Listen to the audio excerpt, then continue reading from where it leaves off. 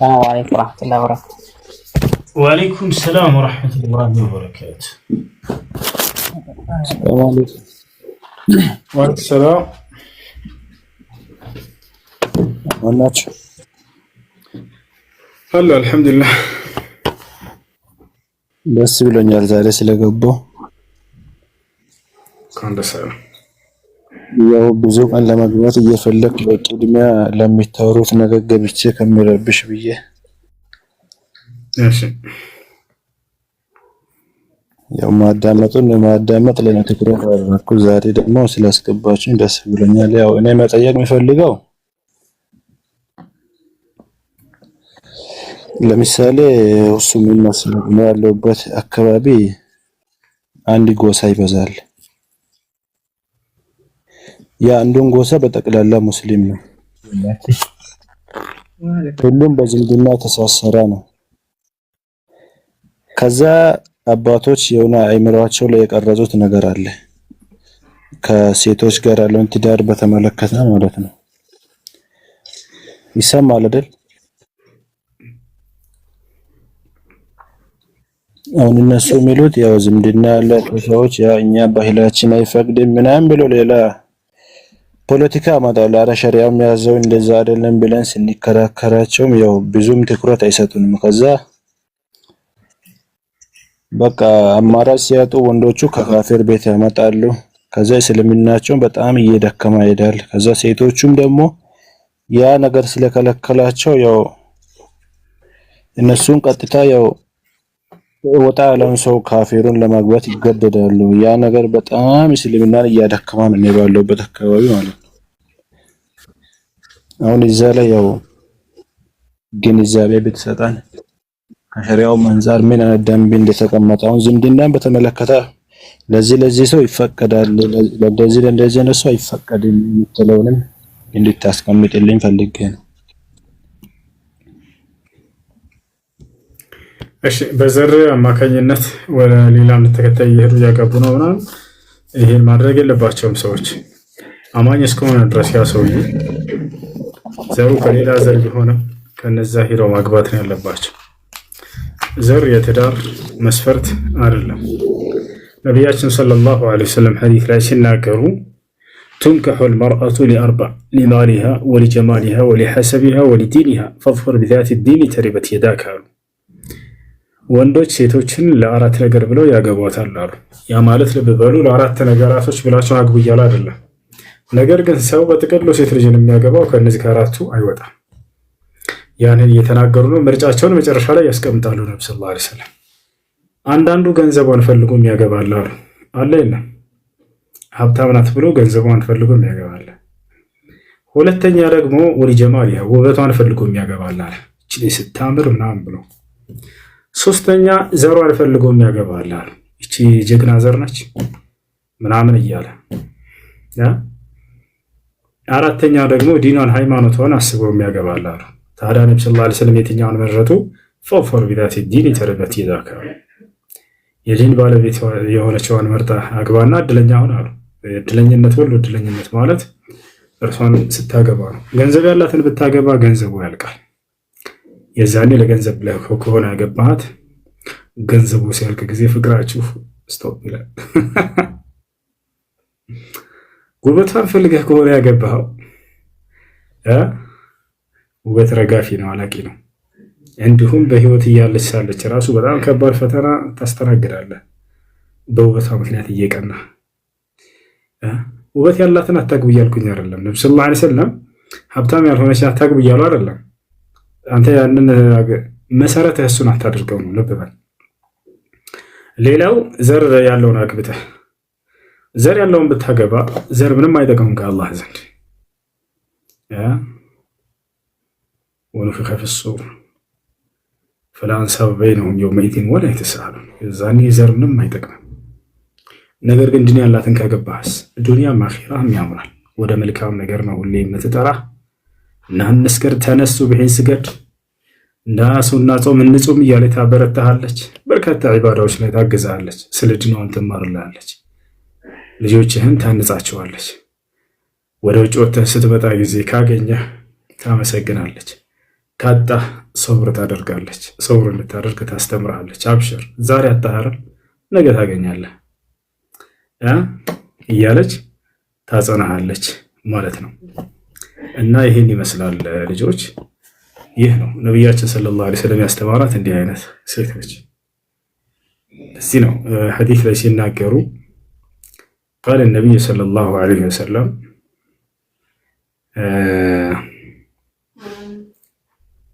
ነቢያችን ሰለላሁ ዐለይሂ ወሰለም ምን አሉ? ምን አይነት ወንድ ምን አይነት ሴት ማግባት እንዳለባችሁ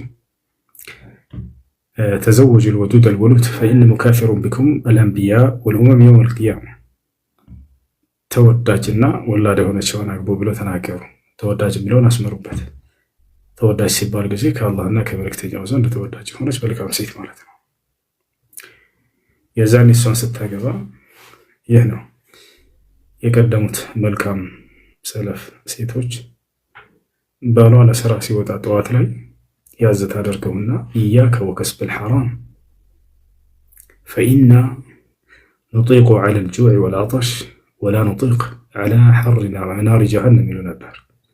ባሌ ሆይ አደራህን ለስራ ሲወጣ ይዘውት ጠዋት ባሌ ሆይ አደራህን የሐራም ገንዘብን ተጠንቀቅ እንዳታመጣብኝ ለእኔና ለልጆቼ። እኔና ልጆችህ ረሃብንና ጥማትን መቋቋም እንችላለን፣ ነገር ግን የሐራም ገንዘብ አብልተህን ነገ የውመል ቂያማ የጀሃነምን እሳት መቋቋም አንችልም፣ ተጠንቀቅ እያሉ ያስጠነቅቁት ነበር። ሌላዋስ ከየትም ፍጪው ዱቄትን አምጪ፣ ብቻ ሀብታም ይሁን ከየትም ያምጣ አጭበርብሮ ቢያመጣ ባሌ እንዲህ አይሰራም ብላ ትከላከልለታለች። ይሄ ተገቢ አይደለም። እና መልካም ሴት ስታገባ ትርጉም ታውቀዋለህ። ያ ሰላም ምድራዊ ጀነት ታውቃለህ። ገና አኺራ ሳትሄድ ምድራዊ ጀነትን ትሰጣለች። እዚህ ምድር ላይ ሴት ልጅ የወንድ ልጅ ጀነት ሆነች፣ መርጊያ ሆነች። ገብታ የሴት ልጅ ያለ ወንድ ልጅ አይረጋጋም። አላህ በቁርአን ላይ ለምን ሴት እንደፈጠራ ሲናገር ምን አለ? የሴት ልጅ አስተዋጽኦ በዚህ ዓለም ላይ ወሚን አያቲሂ አን ኸለቀ ለኩም ሚን አንፉሲኩም አዝዋጀን አለ። ሴቶች እንደ ቁርአን ተአምር እንደተባሉ ታውቃላችሁ። በቃ ተአምር ናቸው። አላህ ነው የሚያለው። ወሚን አያቲሂ አን ኸለቀ ለኩም አለ። እሺ ወሚን አያቲሂ አን ኸለቀ ለኩም ሚን አንፉሲኩም አዝዋጀን፣ ከተአምራቶች መካከል ለእናንተ ከነፍሳችሁ ሴትን መፍጠር ያለ ሚስትን መፍጠር ያለ ሊተስኩኑ ኢለይሃ ወደ እርሷ ልትረጉ ዘንድ። ያለ ሴት ልጅ መርጋት የለውም ወንድ ልጅ። ሴት ልጅ ሚስቱ ልክ ውጭ ላይ ተጨናንቆ ስራ ከብዶት አልቀና ብሎት ተበሳጭቶ አዝኖ በሚመጣ ጊዜ ዲን ያላትና አኽላቅ ያላት ሰብር ያላት እውቀት ያላት ከሆነች የዛኔ ያንን ታስረሳዋለች ፍቅር በመስጠት አብሽር፣ ዛሬ አልተሳካም ነገ ይሳካል እንዳታስብ። ዛሬ አላገኘንም አይደል? ዛሬ ባዶ ሆዳችንን እናድርና ነገ ደግሞ እናገኛለን። አብሽር ያ ሰላም። የዛኔ ይሄ ሰው ረሃ የሆነ ህይወት ያገኛል። ደስታ ብሎ ማለት የውስጥ ደስታ ነው። ከላይም ሁላችንም ደስተኞች እንመስላለን። ያን የምታገኘው ደግሞ እንዲህ አይነት ሰው ከጎንህ ስታገኝ ጊዜ ነው። ገብቷል? እና ብዙ ሰው ውበትን መሰረት አድርጎ ትዳር ያገባል። በጣም አሳዛኝ ህይወት ይኖራል። ብዙ ሰው ሀብትን መሰረት አድርጎ ያገባል። ነገር ግን ያ ሀብት ሲያልቅ ጊዜ ያ ፍቅር ያልቃል። ዲንን መሰረት አድርጎ ያገባ ግን አላፈርም፣ መቼም አያፍርም። ሁሌ ደስተኛ ህይወትን ይኖራል። ሰሃቦች እኮ በጣም ደሃ ናቸው ታውቃላችሁ፣ ጥቂቶች ካልሆኑ በስተቀር። ቤት ውስጥ እናታችን አይሻ ስትናገር በጣም ገራሚ ፍቅር አለ በእርሳቸውና በነብዩ ሰለላሁ ዐለይሂ ወሰለም መካከል። ግን ይሄ ሁሉ ፍቅር ከየት መጣ ብላችሁ ስታዩ መሰረቱ ገንዘብ አልነበረም። በጣም ደሃ ነበሩ ነብዩ ሰለላሁ ዐለይሂ ወሰለም። አንዳንዴ ያገኛሉ፣ አንዳንዴ ያጣሉ። ያገኙበትም ጊዜ አለ፣ ያጡበትም ጊዜ አለ።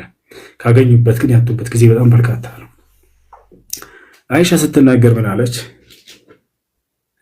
ነቢያችን ሰለላሁ ዐለይሂ ወሰለም ህይወታቸውን መጀመሪያ ምን ያክል ፍቅር እንደነበራቸው ልንገራቸው። ነቢያችን ሰለላሁ ዐለይሂ ወሰለም ለሚስቶቻቸው በጣም ፍቅር ይሰጧቸው ነበር። በጣም ፍቅር ይሰጧቸዋል። የሚገርማችሁ ቤት ውስጥ ያጫውታቸዋል። አይሻ ስትናገር ነቢዩ ሰለላሁ ዐለይሂ ወሰለም ቤት ውስጥ ሩጫ ሁሉ እንወዳደር ነበር አለች። አስባችሁታል? ነብዩ ሰለላሁ ዐለይሂ ወሰለም ሩጫ ከሚስቶቻቸው ጋር ማለት ነው። ፈተሳበቅን አለች። ከዕለታት አንድ ቀን ተሽቀዳደምን ሩጫ አለች። ቤት ውስጥ ይላፋሉ፣ ይጫወታሉ ከሚስቶቻቸው ጋር እንጂ ሄደው እንደዚህ ልክ ስትገባ ጊዜ ቤትህ ወንበር ላይ ቁጭ ትላለህ፣ አታናግራትም። ስራህን ነው እንደዚህ ምናምን የውጭም ስራ ጊዜ አይሰጣትም ምናምን። ከዛ ይመጣና አንቺ እንትኑ ለምን እንደዛ ታደርጊ ብሎ ይቆጣል። የበራቶች ኑሮ አብዛኛው እንደዚህ ነው። አይታችኋል? ሄዳችሁ ታውቃላችሁ? እንግዳ ሆናችሁ ምን እንደዚህ አደረግ አንተ ለምን እንደዚህ ታደርግ? ልክ እንዳለቃ እንደ ንጉስ ከጓደኞች ጋር ሲወጣ እኮ ፈታ ነው የሚለው። ሚስቱ ጋር ሲመጣ ግን እንዳንበሳና እንደ ንጉስ ይሆንባታል በሷና በልጆቿ ላይ። ነብዩ ሰለላሁ ዐለይሂ ወሰለም ደግሞ ውጭ ላይ ንጉስ ናቸው፣ አንበሳ ናቸው፣ ትውልድን የሚመሩ ናቸው። ያያቸው ንጉስ ሁሉ ተርበትብቶ የሚወድቅላቸው ናቸው። ቤት ውስጥ ደግሞ በጣም ተጫዋችና ሳቂታ ናቸው። ገና ሲገቡ ነብያችን ሰለላሁ ዐለይሂ ወሰለም አይሻን በስሟ አይጠሯትም ነበር። አቆላምጠህ ትጠራለህ ሚስትህን? ነብዩ ሰለላሁ ዐለይሂ ወሰለም ልክ እንደዛ ነበር። ያ አይሽ ያ ሁመይራ ይላት ነበር። ወይን ካነ ፊ ሃዛ አልሐዲስ መቃል ለባዕድ አህሊ ልዕልም አይሻ አይሉም አይሽ ብለው ነበር የሚጠሯት። ከዚያ በኋላ ውስጥ ላይ ከዕለታት አንድ ቀን ሩጫ ተወዳደርን አለች። ከዚያም እኔ በለጥኳቸው አለች የመጀመሪያው። ከጊዜያት በኋላ ደግሞ ወፈርኩኝና ከዚያ በላይ ከመጀመሪያው በላይ ሁለተኛ ተወዳደርን። አሁን ደግሞ ሁለተኛ ስንወዳደር እርሳቸው በለጡኝ አለች።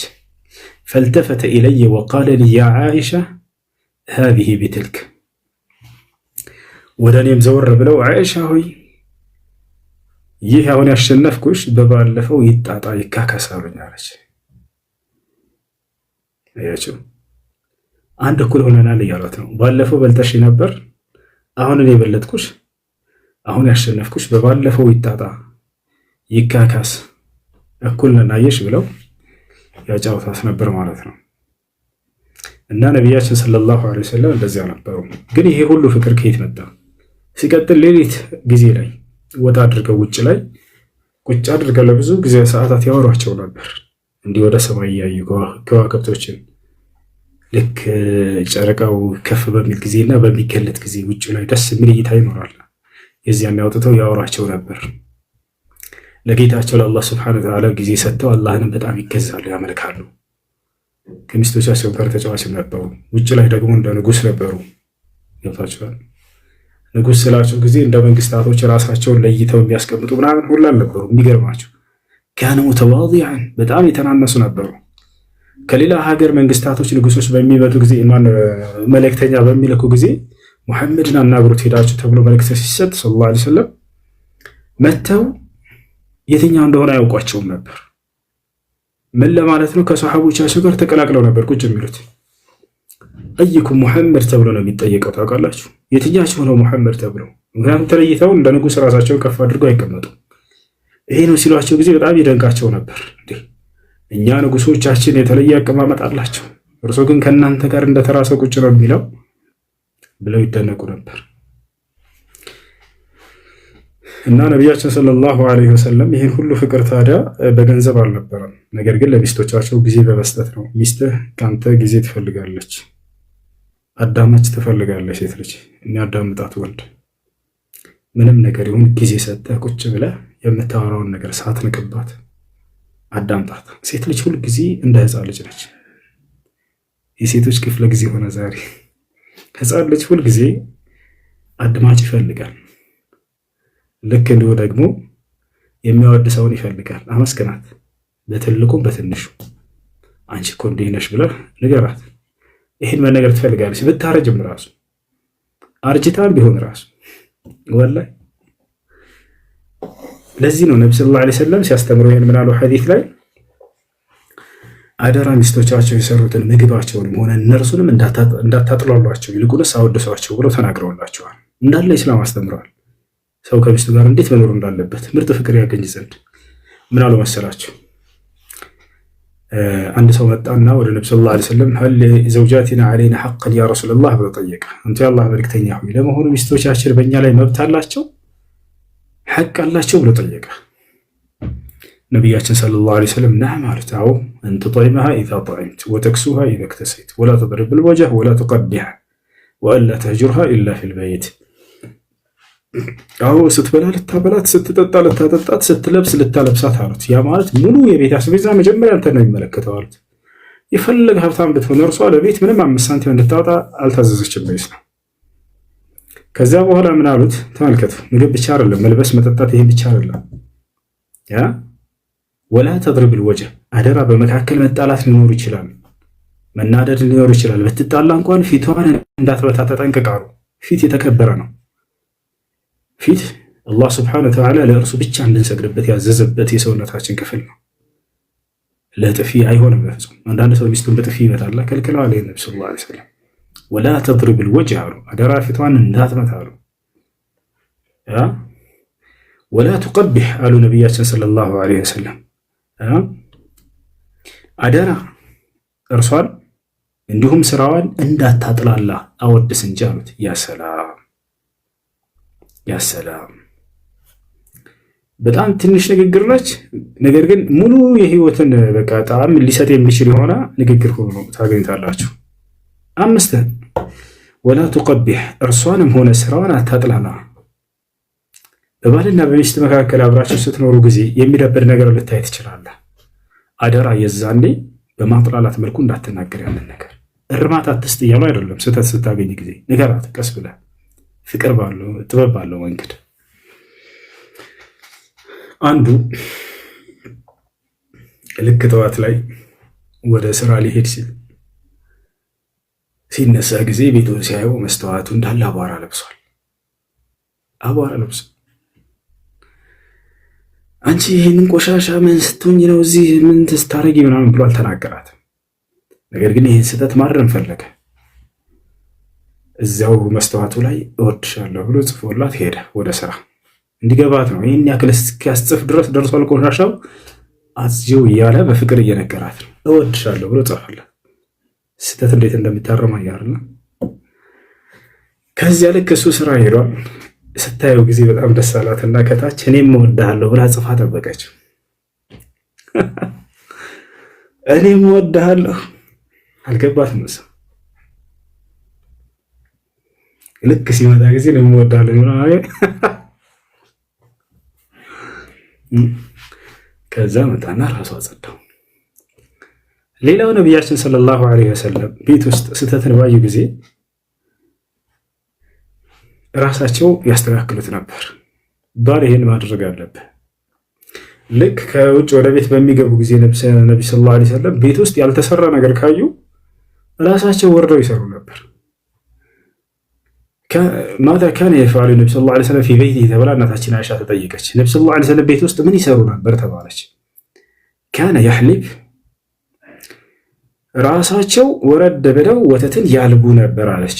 ወተት የለም ማለት ቤት ሲገቡ ለቤት ራሳቸው እቃውን አንስተው ይላልባሉ። ራሳቸው መነጠፍ ካለበት ቤቱ ራሳቸው አንጥፈው ይተኛሉ። አንቺ ለምን አናጠፍሽም? አንቺ ለምን ይሄን አላለብሽም? ሴት አይደለሽ እንዴ? ለምን ተቀበጥሽ? እዚህ አይባልም። ራስህ ወረድ ብለህ ስራ፣ አግዛት። ነገሩ እኛ ሴቶች የሚያግዛቸውን አይወዱም። ይሄ ሴት እንዳት ከኩሽና የማይወጣ እያለች የምታማው ልትኖር ትችላለች። ያንን በፍቅር ተረዱት። ያን ነብዩ ሰለላሁ ዐለይሂ ወሰለም አብረው ያግዟቸው ነበር፣ አብረዋቸው ይሰሩ ነበር። መታገዝ ካለበት ያንን ነገር ይሄን ለምን አልሰራሽም አይሏትም ነበር። ከታቸው እና ያ ነው እና በቃ ነብዩ ሰለላሁ ዐለይሂ ወሰለም እንደዚህ ነበሩ። ቀጥለው ምን አሉ? ወላ ትቀቢሕ ወአላ ተህጅሩሃ ኢላ ፊል በይት። አታኩርፋት ሚስትህን። እንዳው ማኩረፍም ካለብህ በጣም የሚያስቀይም ነገር አግኝተህ ከሆነ ውጭ ላይ እንዳታኩርፋት፣ ቤቱም ውስጥ እንዲሁ ምናልባት አልጋ ላይ ሊሆን ይችላል። የዛኔ ጀርባህን ስታስተኛ ጊዜ የዛኔ ያኮረፍከው ነገር እርማት ትሰጠዋለች። ሚስት በባህሏ ከባሏ ጋር በምተኛ ጊዜ ታቅፋ መተኛትን ትወዳለች። እንክብካቤ በጣም ትሻለች። ያን እንክብካቤ በምታጣ ጊዜ ከአንተ ስተቷን ታርማለች። የተቻለንን ይህን ይመስላል ማለት ነው። ሁሱ ኧረ ፍትህ ለወንዶች ለእኛ ምቅረ ምክሩ ለወንድም ነው፣ ለወንድም ለሴትም ሁላቸውም ናቸው። እሺ ቃል አለ ፈርተሃል እያልከኝ ነበር ኮሜንት ላይ። ምንድን ነው የፈራሁት? ቃል አለሽ ወይም አለ ያለው ቃል هلو يلا نزل تحت. ايش السلام عليكم ورحمة الله. وعليكم السلام ورحمة الله. ሁለት ጥያቄ አለኝ።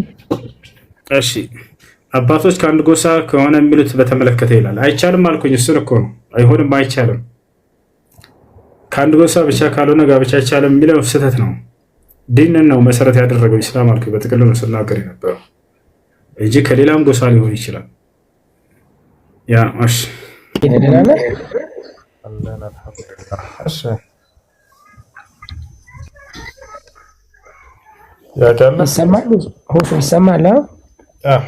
ይሰማል? እሺ አመሰግናለሁ ሁሱዬ ወንድሜ።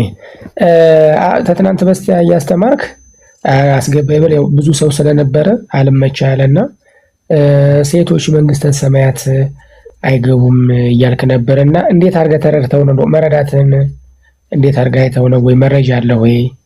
ለዛ እንዲያስትል እየሰማሁ ነበረ ሁሱ እኔን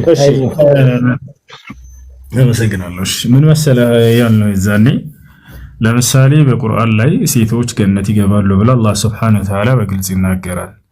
በመጽሐፍ ቅዱስ ላይ ግን ሴቶች ገነት ይገባሉ የሚል ቃል የለም ነው ያለው። ወንዶች እንደሚገቡ አሳይቷል ክርስቶስ። ለምሳሌ አንተ ከእኔ ጋር ገነት ትኖራለህ ብሎታል። ግን እንዲሁ እንደው በቁርአን ላይ ቃል በቃል ሴቶች ገነት ናቸው ብሎ አላህ የተናገረላቸው ቦታ አለ። ይሄ ነው እና መጽሐፍ ቅዱስ ላይ አንድም ቦታ ላይ ሴቶች ገነት ይገባሉ የሚል የለም ነው። እንደሱ ካለ እሺ ደሳል እሺ ሁሱ ግን ሁሱ የማቴዎስ ወንጌል ምዕራፍ 25 ላይ የዮሐንስ ወንጌል ምዕራፍ 14 ላይ ደግሞ እኔ ሄዳለሁ ይላል። የማቴዎስ ወንጌል ምዕራፍ 25 ላይ ደግሞ በዚያን ጊዜ መንግስተ ሰማያት መብራታቸውን የያዙ ሙሽሮችን ሊቀበሉ የወጡ 10 ቆነጃጅትን ትመስላለችና ከነርሱም 5ቱ ሰነፎች 5ቱ ደግሞ ልባሞች ብሎ መንግስተ ሰማያትን እንደውም በሴቶች ነው የመሰለና 5ቱ እንደገቡ ሙሽራው ክርስቶስም ደግሞ መቶ እንደወሰዳቸው መብራቱ አንደኛው ቅባት እንዳለቀባቸው መብራት ብቻ እንደያዙ ከመልካም ስራ ጋር ነው የሚተረጎም። ነገር ግን መንግስተ ሰማያት ከመግባትም አልፎ ሴቶቹ ምሳሌም ሆነው ቀርበዋልና እንዴት ተረድተው ነው ብዬ ለመጠየቅ ነው የገባውኝ። ቅድም የተናገርከው ነበር በደንብ ከሰማኝ ሴቶች ብሎ አምላክ ቃል በቃል ገነት እንደሚገቡ ይነግረናል። ሴቶች ገነት ይገባሉ ብሎ ይናገራል። ልክ እንዲሁ እንዳው ሴቶች ገነት ይገባሉ የሚል መጽሐፍ ቅዱስ ላይ ሴቶች ገነት ይገባሉ የሚል ቃል አለ ወይ? አለ። ማቴዎስ 25ን አንብበዋል ግን አይተዋል ሁሱ? ማቴዎስ 25ን እሺ ማቴዎስ 25 ቁጥር ስንት? እስከ 1 ጀምረህ አንብበው። እሺ በዚያን ጊዜ መንግስተ ሰማያት መብራታቸውን ይዘው ሙሽራ ሊቀበሉ እየወጡ 10 ቆነጃጅትን ትመስላለች አለ። ማንን ነው ትመስላለች እያለ? መንግስተ ሰማያትን ነው የሚላት። የተመሰሉት በሴቶች ነው እኮ። ስለዚህ እየተናገረ ያለው ስለ መንግስተ ሰማያት ነው። ስለ መንግስተ ሰማያት ነው። ጨርሰውና ችግር የለም። ሌላ ሚስጥር ስላለ እናብራራዋለን። ከእነርሱም 5ቱ ሰነፎች 5ቱም ልባሞች ነበሩ። ሰነፎቹ መብራታቸውን ይዘው ከእነርሱ ጋር ዘይት አልያዙም ይላል። ልባሞቹ ግን ከመብራታቸው ጋር በማሰሯቸው ዘይት ያዙ። ሙሽራውን በዘገየ ጊዜ ሁሉ እንቅልፍ አላቸውና ተኙ።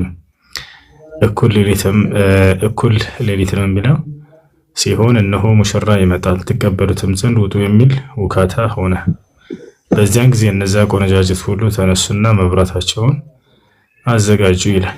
ሰነፎችም ልባሞችም መብራታቸውን ሊያጠፉብን ነው ዘይታቸው ስጥና አሏቸው። ልባሞች ግን መልሰው ምናልባት ለእኛና ለእናንተ ባይበቃስ ይልቅስ ወደሚሸጡት ሄዳችሁ ለራሳችሁ ግዙ አላቸው። ሊገዙም በሄዱ ጊዜ ሙሽራው መጣ፣ ተዘጋጅተው የነበሩትም ከእርሱ ጋር ወደ ሰርግ ገቡ ይላል። ወደ ሰርጉ ገቡ አለ። አሁን እኔን ተረድተዋል። ይሄንን መጽሐፍ ቅዱስ ያው ብዙ ጊዜ መጽሐፍ ቅዱስ ሜታፎሪክም አለው ሰምና ወርቅም አለው እና እንዴት ተረድተዋል? ይሄ አሁን ያነበብከውን ግን ተረድተዋል በደንብ አድርገህ? አሁን የመብራቱ የምን ምሳሌ እንደሆነ አውቀዋል ሁሱ? ጥያቄው ነበር መሰለህ ቃል በቃል ገነት ይገባሉ የሚል ቃል አለው ወይ ነው? ሴቶች አምስቱ ገቡ እኮ ሁሱ። እነዛ አምስቱማ መብራት የሌላቸው እንዴት መሰለህ ሁሱ እዚህ ጋር የሚያሳየው እነዛ መብራት አላቸው ሁለቶችም፣ ግን ደግሞ ዘይት ጨርሰዋል። አየህ መብራት ብቻ የያዙት ሃይማኖት ብቻ የያዙት መብራት ብቻ የያዙት ነገር ግን ዘይታቸው ያለቀ ሙሽራው ሲመጣ ሄዱ። ሙሽራው ክርስቶስ ነው ታውቃለህ። አምስቱ ግን መብራታቸውን ከዘይት ጋር ያጣመሩት ወደ ጎን ገቡ። ለዚህ ደግሞ ማረጋገጫችን ደግሞ የት ጋር ነው ታልክ? ወንድም ሴትም የለው ገላትያ 3:28 ላይ እናውጣና እንበው እንዴት እንደሚል ያው ለምን መሰለው እሱ እንደዛ አመለ። እኔ አሁን ወደዚህ ወደ ቲክቶክ ከዚህ እንጨርስና ጨርስና ወደ ቀጣይ ጥቅስ እንሂድ። እሺ እየተናገረ ያለው ስለምንድን ነው? ይሄ ስለ መንግስተ ሰማያት ነው የሚናገር። ስለ ትንሣኤ ቀን ነው። ክርስቶስ የሚመጣበትን ቀን አስመልክቶ ክርስቶስ የሚመጣበትን ቀን እኮ ክርስቶስ የሚመጣበት ስለ ፍርድ ቀን እኮ ነው። ወደ ሰርግ ቤት ገቡ። የሰርግ ቤት የተባላቸው መንግስተ ሰማያት ናት። ለፍርድ ቀን ስለ ፍርዱ ቀን ያወራል እንጂ እዚህ ቦታ ላይ ስለ ሌላ አይደለም እያወራ ያለው። አይተህ ከሆነ ጥቅስም በደንብ ማለት ነው። ለፍርድ ቀን ትሆን አይ እኔማ ከማየት መሆሱ ያመስጥሬዋለሁኝ እኮ 78 ችግር የለውም። ዘይት ያልያዙ ታዲያ ወዴት ነው? ለፍርድ ቀን ትሆነ ዘይት ያለቀባቸው አንዴ ስለምን እያወራ ነው? መጀመሪያ ስለ ፍርዱ ቀን ነው እያወራ ያለው። ስለ ዳግም ስለ መምጣቱ ክርስቶስ በዚያን ጊዜ ስለሚሆነው እየተናገረ ነው። ሁለተኛ ነገር እዚህ ቦታ ላይ የተጠየቀው ምንድነው? ሴቶች ገነት ይገባሉ የሚል ነው። እዚህ ቦታ ላይ ምሳሌ እየተናገረ ነው ክርስቶስ። ሁላቸውንም በአንድ ቃል እየገለጸ ነው። አሁን ይህ አንዳንዴ ብዙ ሴቶች ገነት ይገባሉ የሚል ነው። አንድ ቤት አድርገው መላእክቶች አሁን ለምሳሌ በሴት ሊገለጽ ይችላል። መልአክ በሴት ሊገለጽ ይችላል። ለምሳሌ ያው ግን ሴት ነው የሚል ጋር እንትን አይደለም፣ ምሳሌ ነው እዚህ ጋር እየተናገረ ያለው ክርስቶስ። አሁን ግን የተጠየቀው እንደው በገነት ሴቶች በገነት ይገባሉ የሚል ቃል አለው ወይ ነው? ሴቶች በገነት ይገባሉ የሚል በግልጽ የተናገረበት ክርስቶስ። እሺ ሁሱ ከጨረስክ ልቀጥልኝ። ላወራው ጨርሰህ ጥያቄውን ሰምተኛል? አዎ ሰምቻለሁ። ሴቶች ብቻ እነዚህ ወንዶች አይደሉም እኮ አስሮቹ ሁሱ ሴቶች ናቸው እነዚህ። አንዴ እዚህ ቦታ ላይ በጥቅሉ እየተናገረ ነው አይደል ክርስቶስ መንግስተ ሰማያት የሚገቡ አካሎችን በምሳሌ በሴቶች መስሎ አዎ ሴቶችን ግን ገቡ ይላል። አንዴ ሴቶች የሚለው ቃል ነው። አምስቱ ምንድን ናቸው? 10 ሴቶች አሉ። አምስቱ ዘይታቸው አልቆባቸው ይችላል። ችግር የለም ሴቶች ካለ በዚያን ጊዜ መንግስተ ሰማያት ያለው ብሎ የተናገረው 10 ሴቶች ቆንጃጅት ትመስላለች። ሴቶች ይላል ካለ ችግር የለም። ሴቶች በእነሱ ነው የተመሰለ። አንዴ ሴቶች የሚል ቃል አለ ወይ? ሴት ወንድ አላለም ክርስቶስ እኮ እዚህ ጋር ሳለው። ጥያቄው ግን ምን ስለቃል ቆይ ላሳይህ። በቃ አልተረዳህም ማለት ነው። ቆይ ላሳይህ አንዴ እሱን አይደለም ማሳይህ እንዴት እንደሆነ እኔ ዛኔ ስጠይቅ የነበረው ማለት ነው። ቆይ ላሳይህ።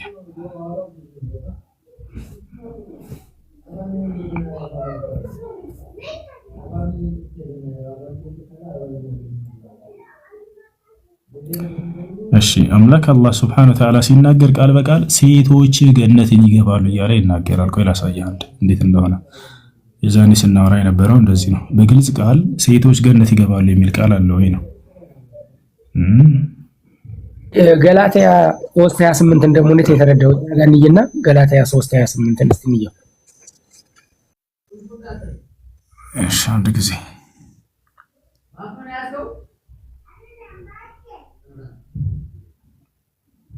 እሺ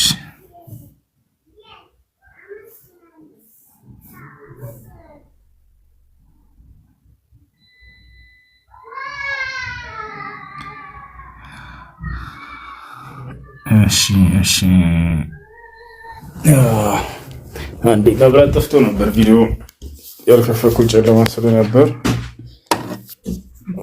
አንዴ እንትን ልበላችሁ።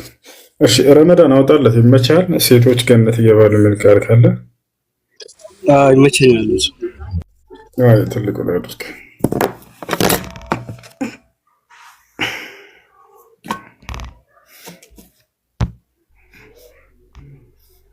ቁርአኑም ከፍተዋ አይደለም እሱ የሚፈልገው ሌላ ንበውቱ ተበርክ ችግር የለውም። አሳይ እኔ ላንበው አለኝ እኔ ላንበው። እሺ የምትዋጠው ወደ ገላትያ ሰዎች ምዕራፍ 3 ቁጥር 28 ላይ ያወጣ።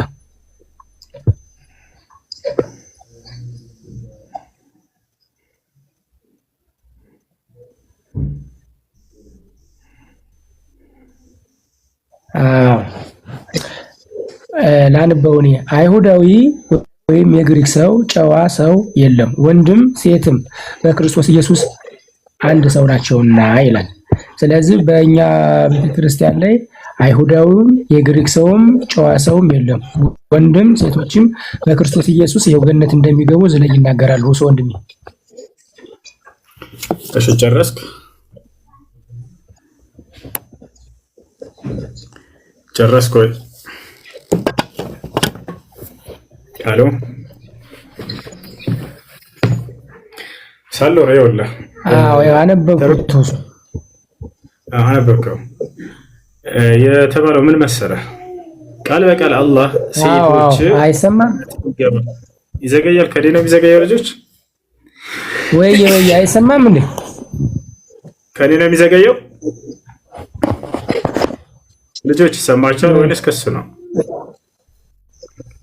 አሉሱ ይሰማል። ኦኬ አላህ Subhanahu Wa Ta'ala ቃል በቃል ሴቶች ብሎ ቃል በቃል ሴቶች ገነትን ይገባሉ ያለ ይናገራል። ልክ እንዲህ አይነት ነበር የፈለግነው የዛን የራሱ ማለት ነው። እና ሴቶች ገነት ይገባሉ ብሎ አምላክ አላህ ሲናገር ወንዶች ይገባሉ ብሎ ቃል በቃል ይናገራል። ስለዚህ የተጠየቀው ምንድነው ሴቶች ገነት ይገባሉ የሚል ጥቅስ አለ ወይ ነው። እንደዛ ነው እንጂ እኩል ነን እኛና እንትናዎች ምናምን አንለያይም ምናምን እሱ አይደለም። ነብዩ ሰለላሁ ዐለይሂ ወሰለም ሰዎች ሁሉ ከፈጣሪ ዘንድ እኩል ናቸው ምናምን እያሉ ይናገራሉ። እናንተ አትለያዩም፣ እናንተ ልክ እንደማበጠሪያ ጥርስ እኩል ናቸው እያሉ ይናገራሉ። እሱን አይደለም።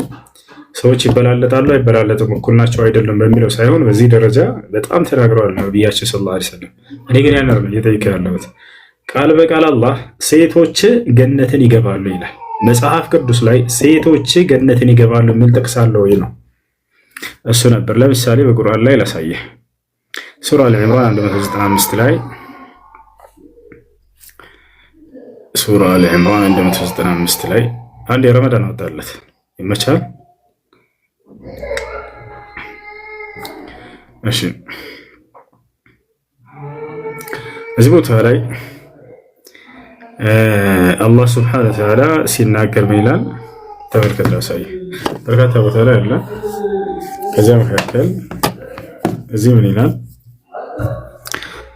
ጌታቸውም እኔ ከእናንተ ከወንድ ወይንም ከሴት የሰሪን ስራ አላጠፋም፣ ከፊላችሁ ከከፊሉ ነው በማለት ለእነርሱ ልመናቸውን ተቀበለ።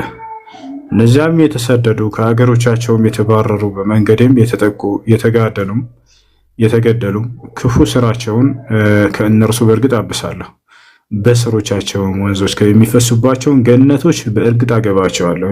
ያው ቃል በቃል ሴቶች ገነት ይገባሉ እንዲህ የሚል ጥቅስ ነበር የፈለግነው። ሌላም ልጨምርልህ። ሱረቱ ኒሳ 124 ላይ ሱረቱ ኒሳ 124 ላይ አላህ ሲናገር ምን ይላል?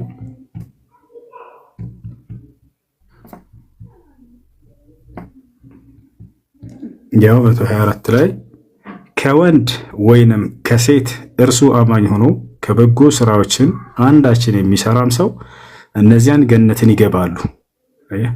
እነዚያ ገነትን ይገባሉ። ምን ሴት ሌላም ልጨምር። ልክ እንደ አይነት ጥቅስ ነው መጽሐፍ ቅዱስ ላይ ገነት ይገባሉ ሴቶች የሚል አለ ወይ ነው።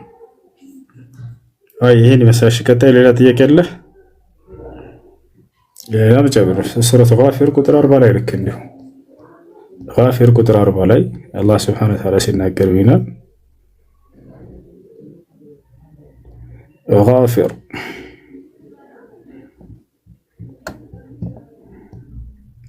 ምን ይላል እዚህ አላህ Subhanahu Wa Ta'ala መጥፎን የሰራ ሰው በዲዋን እንጂ አይመነዳም።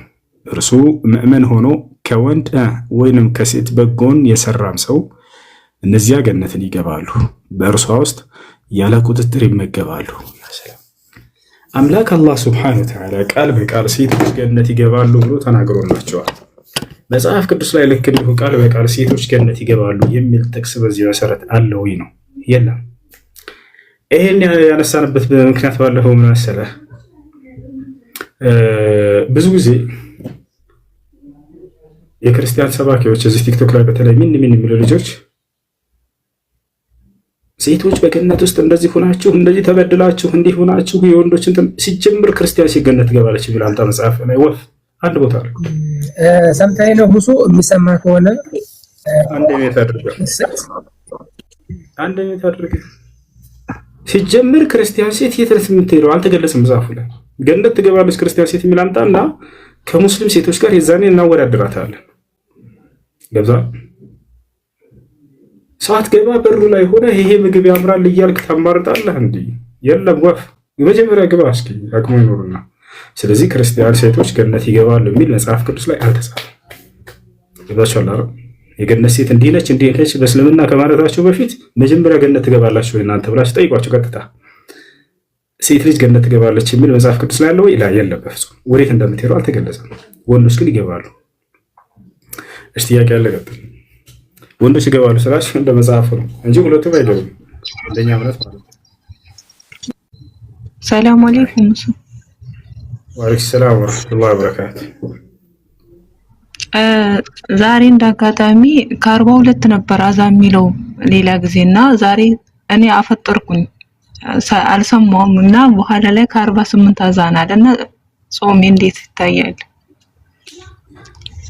የስንት ደቂቃ ልዩነት ነበር? እኔ ያፈጠርኩት ከ43 ነው። አዛን ያለው ከ48 ወር ከ49። ፀሐይ ከጠለቀች በኋላ ከሆነ ችግር የለውም። ፀሐይ ከጠለቀች በኋላ ከሆነ ችግር የለውም። ጾሙ አይበላሽ። እሺ ሌላ ጊዜ ከ41 ከ42 አዛን ነበር የሚለው በቃ ብሏል ይሆናል ብዬ አፈጠርኩኝ። እኔ ልድገማት መልሱን ወይንም ሰምተሽኛል? ልድገማ መልሱን ሰምተሽኛል? ባታስረጋግም የሆነ መልስ ከተመለሰ ሰማችሁ አይደል? እሺ ምን ዋጋ አለው? አብዛኞቹ ሴቶች የጀሃነም ናቸው፣ 1/10 ነው ጀነት የሚገቡት ይላል። ስዩም አግባርኬልሃለሁ እና ልኬልሃለሁ ወይም ላስረዳህ፣ ችግር የለውም። አብዛኞቹ ሴቶች በአብዛኛው የጀሃነም ናቸው የተባለበት በምክንያት ነው። እኛ ጋር በጾታ አይደለም፣ በምክንያት ነው እንጂ በጾታ አይደለም እንጂ ሴትነቷን ሳይሆን ደግሞ እዚያ ቦታ ላይ ስራው ነው። ላስረዳቸው ሐዲሱ ምን እንደሚል እቺን ቁርጥ ያደረጉና ምን ይላቸዋል? አብዛኛው የጀሃነም ነዋሪዎች ሴቶች ናቸው የሚለውን ሐዲስ ያወጡና ምክንያቱ እዛ ጋር ሙሉ ሐዲሱ ተመልከቱ። ወላሂ ላሳያችሁ። ሐዲሱ ክርስቲያኖች አንድ ሙሉ ሐሳብ ይሆናል አይደል? አንድ መስመርችን አወጣና ሴቶች ጋር ነው ናች አለቀ። ቁርጥ አድርገው ይሰጧቸዋል። ግን ምክንያቱም አታነቡም። እናንተም እንደማትሄዱ ስለሚያውቁ ነው በድፍረት የሚነግሯቸው። ሄዳቸው እንደማታረጋግጡ ስለሚያውቁ ዝም ብላችሁ ስቃችሁ ምናምን ዝም እንደምትሉ ስለሚያውቁ። አሁን ግን ሐዲሱን ላስረዳ። በቃ ነቢያችን ሰለላሁ ዐለይሂ ወሰለም ከዕለታት አንድ ቀን የበዓል ቀን ነው፣ አሰግደው ሶላትን እያለፉ ነበር በምዕመናኖች አጠገብ፣ በወንዶችም በሴቶች። ሴቶችን በርከተው ተመለከቷቸው። በጣም በዛ ብለው ሊገስጿቸው ሞከሩ። ይዛቸዋል። ከዚያ ምን አሏቸው? ተሰደቅና ያ ማዕሸረ ኒሳ አሏቸው። እናንተ የሴቶች ስብስቦች ሆይ ምጽዋትን አብዙ፣ መልካም ስራን አብዙ አሏቸው። ከመጀመሪያው ሲጀምር ተግሳጽ ነበር ያውቃል። ተሰደቅና ሰደቃን አብዙ። ፈኢኒ ረአይቱኩነ አክሰረ አህሊ ናር፣ እኔ እናንተን አብዛኛዎቹ የገሃነም ሰዎች ሆናችሁ አይቻለሁኝና አሉ። አያችሁ፣ ፈኢኒ ረአይቱኩነ አክሰረ አህሊ ናር፣ የጀሃነም አብዛኞቹ ነዋሪዎች እናንተ መሆናችሁን አይቻለሁኝና። አሁን በጾታቸው ይመስለዋል ብዙ ሰው፣ ወይንም ደግሞ ሲነግሯቸው ጊዜ ሴቶች ብለው ጾታቸውን አስመልክቶ የተነገረ ይመስላችኋል። እንዳልሆነ በዚያ ዘመን የነበሩ ሴቶች ተረድተው ነበር፣ አውቀው ነበር። ለዚያም ነው ጠየቋቸው የነቢ ሰለላሁ ዐለይሂ ወሰለም ሰሃቦች ሴቶች እዛው ወሊመ ዛሊከ ያ ረሱለላህ አሉ። አያቸው አይደለ? ምክንያት እንዳለው ገለጹ። ይህ ሊሆን የቻለበት ምክንያት ምንድን ነው አንቱ የአላህ መልእክተኛ ብለው ጠየቁ። ስለዚህ በጾታ ሳይሆን በሆነ ምክንያት ነው ማለት ነው። የሆነ ኃጢአት አለ፣ ገብታችኋል? የሆነ ኃጢአት አለ። ያ ኃጢአት ደግሞ ለምን ታዲያ ሴቶችን አስመልክቶ ይበልጥ መጣ ወደሚለው እንመጣለን። ወንዶች በዚያ ላይ ከወደቁ ወንድንም ያካትታል። ልብ በሉ። ግን በአብዛኛው ሴቶች ከሆኑ በዚያ ነገር ላይ የተካኑት ሴቶችን አስመልክቶ ተግሳጹ ይመጣል። በአብዛኛው ወንዶች ከሆኑ በዚያ በኃጢአት የተካኑት ወንዶችን አስመልክቶ ይመጣል። ገብታችኋል? ለዚያ ጠየቁ እነዚያ ሰሃቢያቶች ሴቶች ጠየቁ ወሊመ ዛሊከ ያ ረሱለላህ፣ ይህ ሊሆን የቻለበት ምክንያት ምንድን ነው አንቱ የአላህ መልእክተኛ አሏቸው። ነቢ ሰለላሁ ዐለይሂ ወሰለም ሁለት ኃጢአቶችን ገለጹላቸው። ሊአነኩነ ተክፉርነ አልዐሽር ወቱክፊርነ አልለዕነ። ያው ምክንያቱም እናንተ አያችሁ በምክንያት ነው እንጂ በጾታ አይደለም። ሊአነኩነ የሚለው ምክንያቱም እናንተ አሏቸው። ሴቶች ስለሆናችሁ ላ እንደዛ ቢሉ ስተት ነበረ። ግን ዲያቆኖቻቸው ሲነግሯቸው በጾታቸው እንደተባለ አድርገው ነው የሚነግራቸው። ሄደው እንደማያነቡ ያውቃሉ። በምክንያት ነው ሊሆን የቻለበት ምክንያት ብለው እንደማይጠይቋቸው ያውቃሉ። ግን በዚያ ዘመን የነበሩ ሴቶች ጠየቁ ነቢ ሰለላሁ ዐለይሂ ወሰለም፣ ለምንድን ነው አንቱ የአላህ መልእክተኛ ይህ ሊሆን የቻለበት ምክንያት አሉ። ምክንያቱም ከዚያ ነቢ ሰለላሁ ዐለይሂ ወሰለም ምክንያቱም በእናንተ የባላችሁን የዘመናት ውለታ ስለምትክዱ አሉ። ባሏ እድሜ ልኳን ሲያስደስታት ለፍቶ ደክሞ ሲያኖራት ቆይቶ የሆነ ጊዜ ስታሉ ጊዜ በሽማግሌ ፊት ሲቀርቡ ምን አድርገልህ ታውቃለህ አንተ በአንተ ምክንያት አይደል እንደዚህ የሆንኩት ብላ የዘመናት ሁሉን ደስታ ትክዳለች። አያችሁ። ስለዚህ አንደኛ በሴትነቱ አይደለም፣ ሁለተኛ አጠቃላይ ሴቶችንም አይደለም፣ ሶስተኛ ምንድን ነው በዚህ በክፉ ነገር የተካኑ ሴቶችን ብቻ አስመልክቶ የመጣ ሐዲስ ነው። ሴት ልጅ የባሏ ውለታ መካድ አለበት ላይ የለባትም። አንዱ ሌላውን እንዳይክድ፣ አንዱ ሌላውን እንዲያመሰግን አምላክ አላህ ሱብሓነሁ ወተዓላ አዟል። የሰዎችን ውለታ መካድ በዛች ያለ አይደለ? ይሄ በጣም አስቀያሚ ነገር ነው። አእምሯቸውም የማይቀበለው ነገር ነው። ለዚህ ነው ኢስላም የሰውን ውለታ በጣም ያከብራል። ነብዩ ሰለላሁ ዐለይሂ ወሰለም ምን አሉ ሲናገሩ መን ሰነዐ ኢለይኩም ማዕሩፈን ፈካፊኡሁ ፈኢን ለም ተጅዱ ማ ቱካፊኡነሁ ፈድዑ ለሁ ቢልኸይር አሉ። መልካም የዋለላችሁን ሰው እናንተም መልካም በመዋል ካሱት። የምትክሱበት እንኳን መልካም ነገር ብታጡ ያን መልካም የዋለላችሁን ሰው አመስግኑ፣ እንዳትክዱ አሉ ነብዩ ሰለላሁ ዐለይሂ ወሰለም። አያችሁ፣ እንዳትክዱት። ስለዚህ ይህን የማታደርግ አስቀያሚ የሆነችን ሴት አስመልክተው ነው ሐዲስ የመጣው። የባሏን ውለታ እንዳትክድ ታቻው። ያ ነው ሁለተኛ ምክንያታቸው ምንድነው? ወቱክፊርነ ለዕነ እርግማንን ስለምታበዙ አሉ። አይታችሁ ከሆነ እናቶቻችን በትንሹ በትልቁ አቡ አፈር ብላ ይሉናል፣ አቡ እንዲሆን ይሉናል፣ በጣም ይራገማሉ። ስለዚህ አንደኛ በሴትነታቸው አይደለም፣ ሁለተኛ ሙሉ ጥቅል ሴቶችን አስመልክቶ የመጣ አይደለም፣ ሶስተኛ ምንድነው በዚህ ኃጢአት ላይ ካለች ነው። ከዚህ ከራቀችስ እሷን አይመለከትም ማለት ነው። خلاص ወንድ ልጅ በእነዚህ ኃጢአቶች ላይ ከተካነ እርሱም እንዲሁ የሚስቱን ውለታ ሊክድ አይገባም። የታውቃታለሁ እኛ አንቺ ሲጀምር ምናምን ብሎ ቢክድ እርሱንም ያካትታል። እርግማንንም የሚያበዛ ከሆነ እርሱንም ያካትታል። ጉዳዩ የጾታ ጉዳይ ሳይሆን የኃጢአት ጉዳይ ነውና ወጣችኋል አይደል? ያ ታዲያ ለምንድን ነው ሴቶችን አስመልክቶ ተግሳጽ የመጣው ወንዶችን ለምን አላለም ከተባለ ተመልከቱ። የእስላም ጥበብ በትዕዛዛቶችና በክልከላዎቹ ላይ ታች ከሆነ ሙሉ ቁርአንና ሐዲስን ያነበበ ሰው ሴቶች በዚህ ኃጢአት ላይ ታዋቂዎች ከሆኑ በብዛት እነርሱን ተግሳጽ አድርጎ ይመጣል። ግን ወንዶችን አይመለከትም ማለት አይደለም። ወንዶች ከሆኑ በዚያ በነገር ላይ የተካኑት በዚያ በኃጢአት የሚታወቁት ወንዶችን አስመልክቶ ይመጣል። ግን ሴቶችን አይመለከትም ማለት አይደለም። ከወንዶች ከተወሰነ ለምሳሌ ላንሳላችሁ። እኔን ጠይቃችሁ ወደ ቁርአን ወደ ሐዲሱ ማስረጃ ሳልሄድ በፊት በስርቆት በአብዛኛው የሚታማው ማን ነው? ወንድ ነው ሴት? በሌብነት ማን ነው በሌብነት የሚታማው? ሴት ነች? ወንድ? ወንድ አያችሁ አይደል? ስለዚህ ክልከል ተግሳጹ ማንን አስመልክቶ ነው መምጣት ያለበት? ወንድን። አያችሁ፣ ያ ማለት ሴት አትሰርቅም ማለት አይደለም። ግን በአብዛኛው በዚያ ነገር ላይ የሚታወቀው ወንድ ልጅ ነውና ወሳሪቁ ብሎ ጀመረ አላህ። የወንድ ሰራቂዎች እያለ እነርሱን ወቀሳና ተግሳጽ አድርጎ መጣ። አያችሁ አይደል? አምላክ አላህ ሱብሓነሁ ወተዓላ በሙሉ በቁርአንና በሐዲስ ላይ ሲናገር ጊዜ ነብዩ ሰለላሁ ዐለይሂ ወሰለም ሲናገሩ ይሄ ነው፣ ይሄ ትልቅ ጥበብ ነው። አንዱ በኃጢአቱ በጣም የተካነበትን ነገር ያነሳውና በዛ ነገር ላይ እሱን ተክሳጽ ያደርጋል። ያ ማለት ያኛው ወገን ያደርግ ማለት አይደለም። እየቸርና እና ይሄን ይመስላል የተነገረበት ምክንያት ሐዲሱ እሱ ነው እንጂ ሰዎች ገነትና ገሃነም የመግባታቸው ጉዳይ በእምነታቸውና በስራቸው ነው እንጂ በጾታቸው አይደለም። አላህ ሱብሓነሁ ወተዓላ ከወንድም ይሁን ከሴት ያመነና መልካምን የሰራ ገነትን ይገባል ብሎ ቃል በቃል ለሁለቱም እኩል ገነትን ቃል ገብቷል።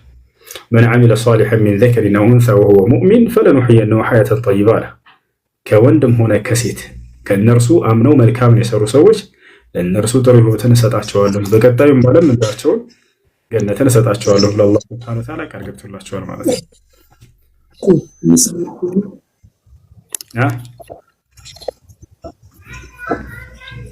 እሺ ሰላም አለይኩም። ወአለይኩም ሰላም ወራህመቱላሂ ወበረካቱ። እኔ ጥያቄ ነበረኝ። ቀጥል። ፈቃደኛ ከሆንክ አንድ ሁለት ጥያቄዎች አሉ። እሺ ጠይቅሽ። ያ ኔትወርኩ በጣም ይዘገያል። እንታገስ። እኔ ልጠይቅ ሁሱ ጠይቅሽ። ጠይቅ። ሀይ እሺ ይሄንን እዚህ ክፍል ላይ ጊዜ ሰተን ቢሆን ታየዋለህ ሁሱ ገላትያ 3:28 እኮ ሴቶች አይገቡም ማለት ሴቶች አይገቡም እንኳን ሴቶችን ይገባሉ እኮ ነው የሚሉት። እንዴት ነው የተረዳው? ይሄንን እንዴት ፈሰረው ነው እዚህ ላይ ያለውን አንተ? ሴቶች ገነት ይገባሉ ይላል እሱ ጋር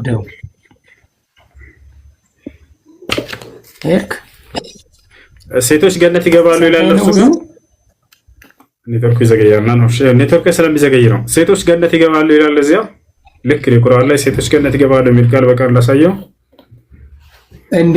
አይገቡም እኮ አላለም እኮ ጥቅሱ ነው ይወጥ በደንብ ማለት ተረጋጋና ልሄድ ነው። እሺ ይኸውልህ እንዴ አላህ ከወንዶች ጋር ነው ቁርአን ላይ ቃል በቃል አላህ ሱብሓነሁ ወተዓላ ስለወንዶች ወይንም ስለ ጥቅል ላይ ንግግር አይደለም። ጥያቄ ልብ በል። አዎ አይቼዋለሁ፣ አንብቤዋለሁ። ቁርአን ላይ ያለውን ሁሱ አንብቤዋለሁ። ልክ እንደዚህ ሴቶች ይገባሉ ያለ ነው። እሺ ሴቶች ገነት ይገባሉ ካለ እስኪ ንገረን። ምዕራፍ ስንት ቁጥር ስንት ላይ ስንት ነው ያልከው? ገላትያ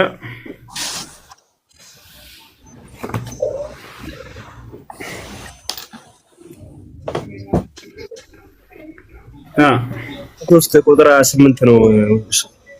ገላትያ 3 ስንት ነው ያልከው? ቁጥር 28 ቁጥር 28 3:28 እሺ ቀጥሉ። ገላትያ 3:28 ያሰማን ነው። ወደዛ ጋር ሰልፊ በኋላ ተመለስ። 3:28 አየሽ እዚህ ቦታ ላይ አይሁዳዊ ወይንም የግሪክ ሰው የለም፣ ባሪያ ወይንም ጨዋ ሰው የለም፣ ወንድም ሴትም የለም፣ ሁላችሁም በክርስቶስ ኢየሱስ አንድ ናችሁ። ስለ ገነት መግባት እያወራ አይደለም። ቁርአን ላይ ሐዲስ ላይ በርካታ ቦታ ሰጥተሽ ይችላል። ሁላችሁም አንድ ናቸው ምናምን የሚል ቃል እሱ ሳይሆን ጥያቄ ሴቶች ገነት ይገባሉ የሚል ቃል በቃል ጥቅስ አለ ወይ መጽሐፍ ቅዱስ ላይ ነው? ማለት ነው እንደሱ የሚል የለም። ገነት ስለመግባት አያወራም እዚህ ጋር። ዛሬ ምን እንደነካችሁ አላውቅም። አንተን የሰጠሃልከው እንጂ ማስወጣት ይችላል። አየሽ ጥያቄ ለቀጥልሽ። ሰላም አለይኩም። ወአለይኩም ሰላም ወራህመቱላሂ ወበረካቱ። አይሰማም? እሺ እኔ ጥያቄ ሱረቱል ሙእሚኑን ላለው የሰው ልጅ አፈጣጠር የሚያወራው አለ።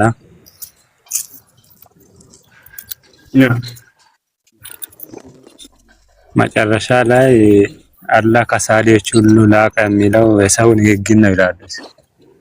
ማን ያለው?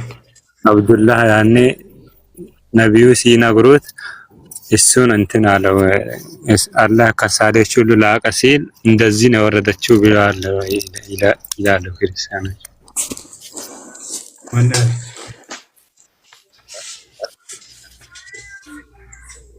ፈጠን በል ወንድም፣ ማን ነው ያለው? ጌታ ታድርግ حديث لا قال انزلت كذا بلاد ها የትኛው ሐዲስ ላይ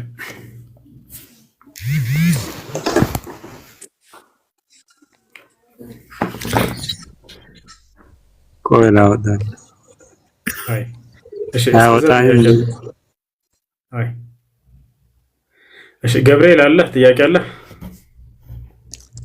ጥያቄ የለኝም ለመስማት ብቻ ነው አይሽ እሺ ጥያቄ ያለው መቀጠል ይችላል ከላይ ያለው ልጅ ሙሳብ ነው የሚለው ጥያቄ ካለ መቀጠል ይችላል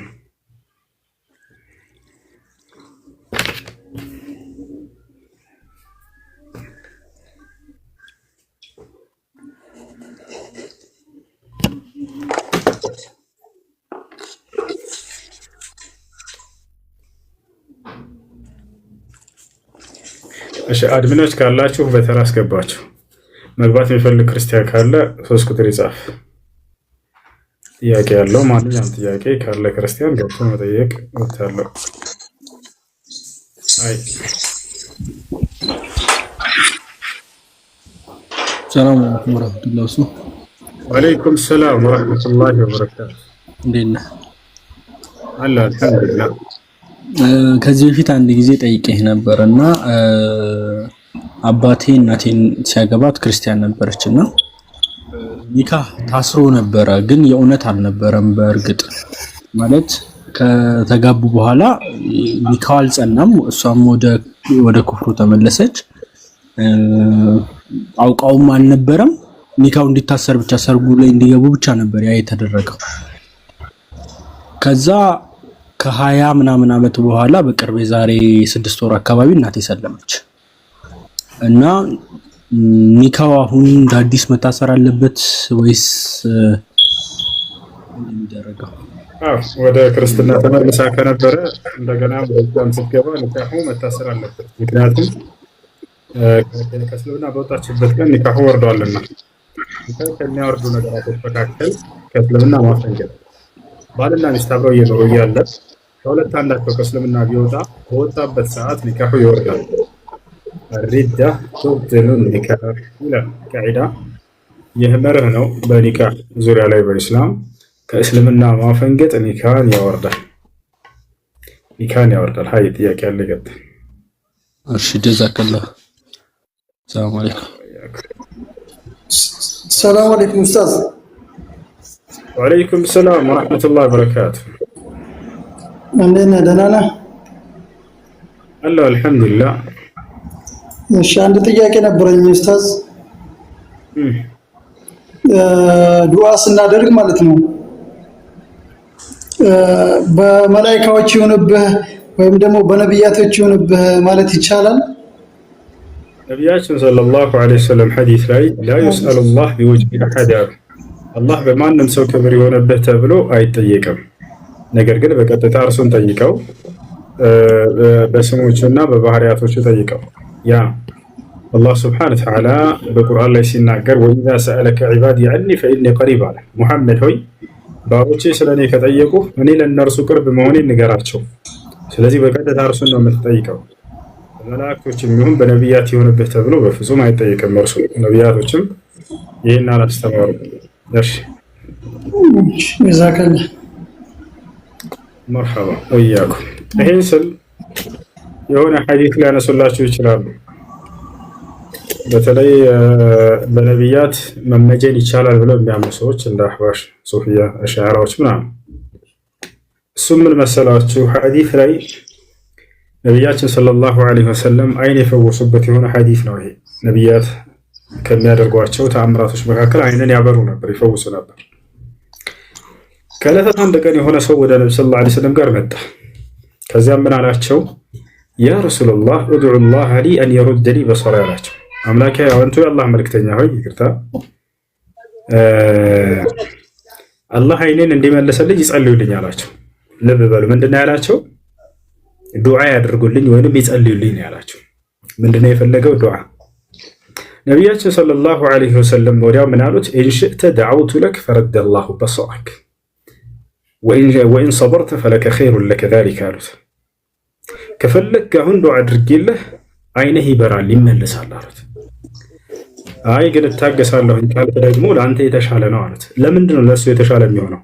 ምክንያቱም አይኑን የተነጠቀ ሰው በዚህ ምድር ላይ በቀጣዩ ዓለም አላህ ገነት እንዲሰጠው ቃል ገብቷል። አማኝ እስከሆነ ድረስ ያሰው እስከታገሰ ድረስ። ታዲያ በቀጣዩ ዓለም ገነትን ማግኘት ይሻላል እዚህ አይኑ መመለስ? ለእርሱ የቀጣዩ ዓለም የሚሻል እንደሆነ ነብዩ ሰለላሁ ዐለይሂ ወሰለም አመላከቱት።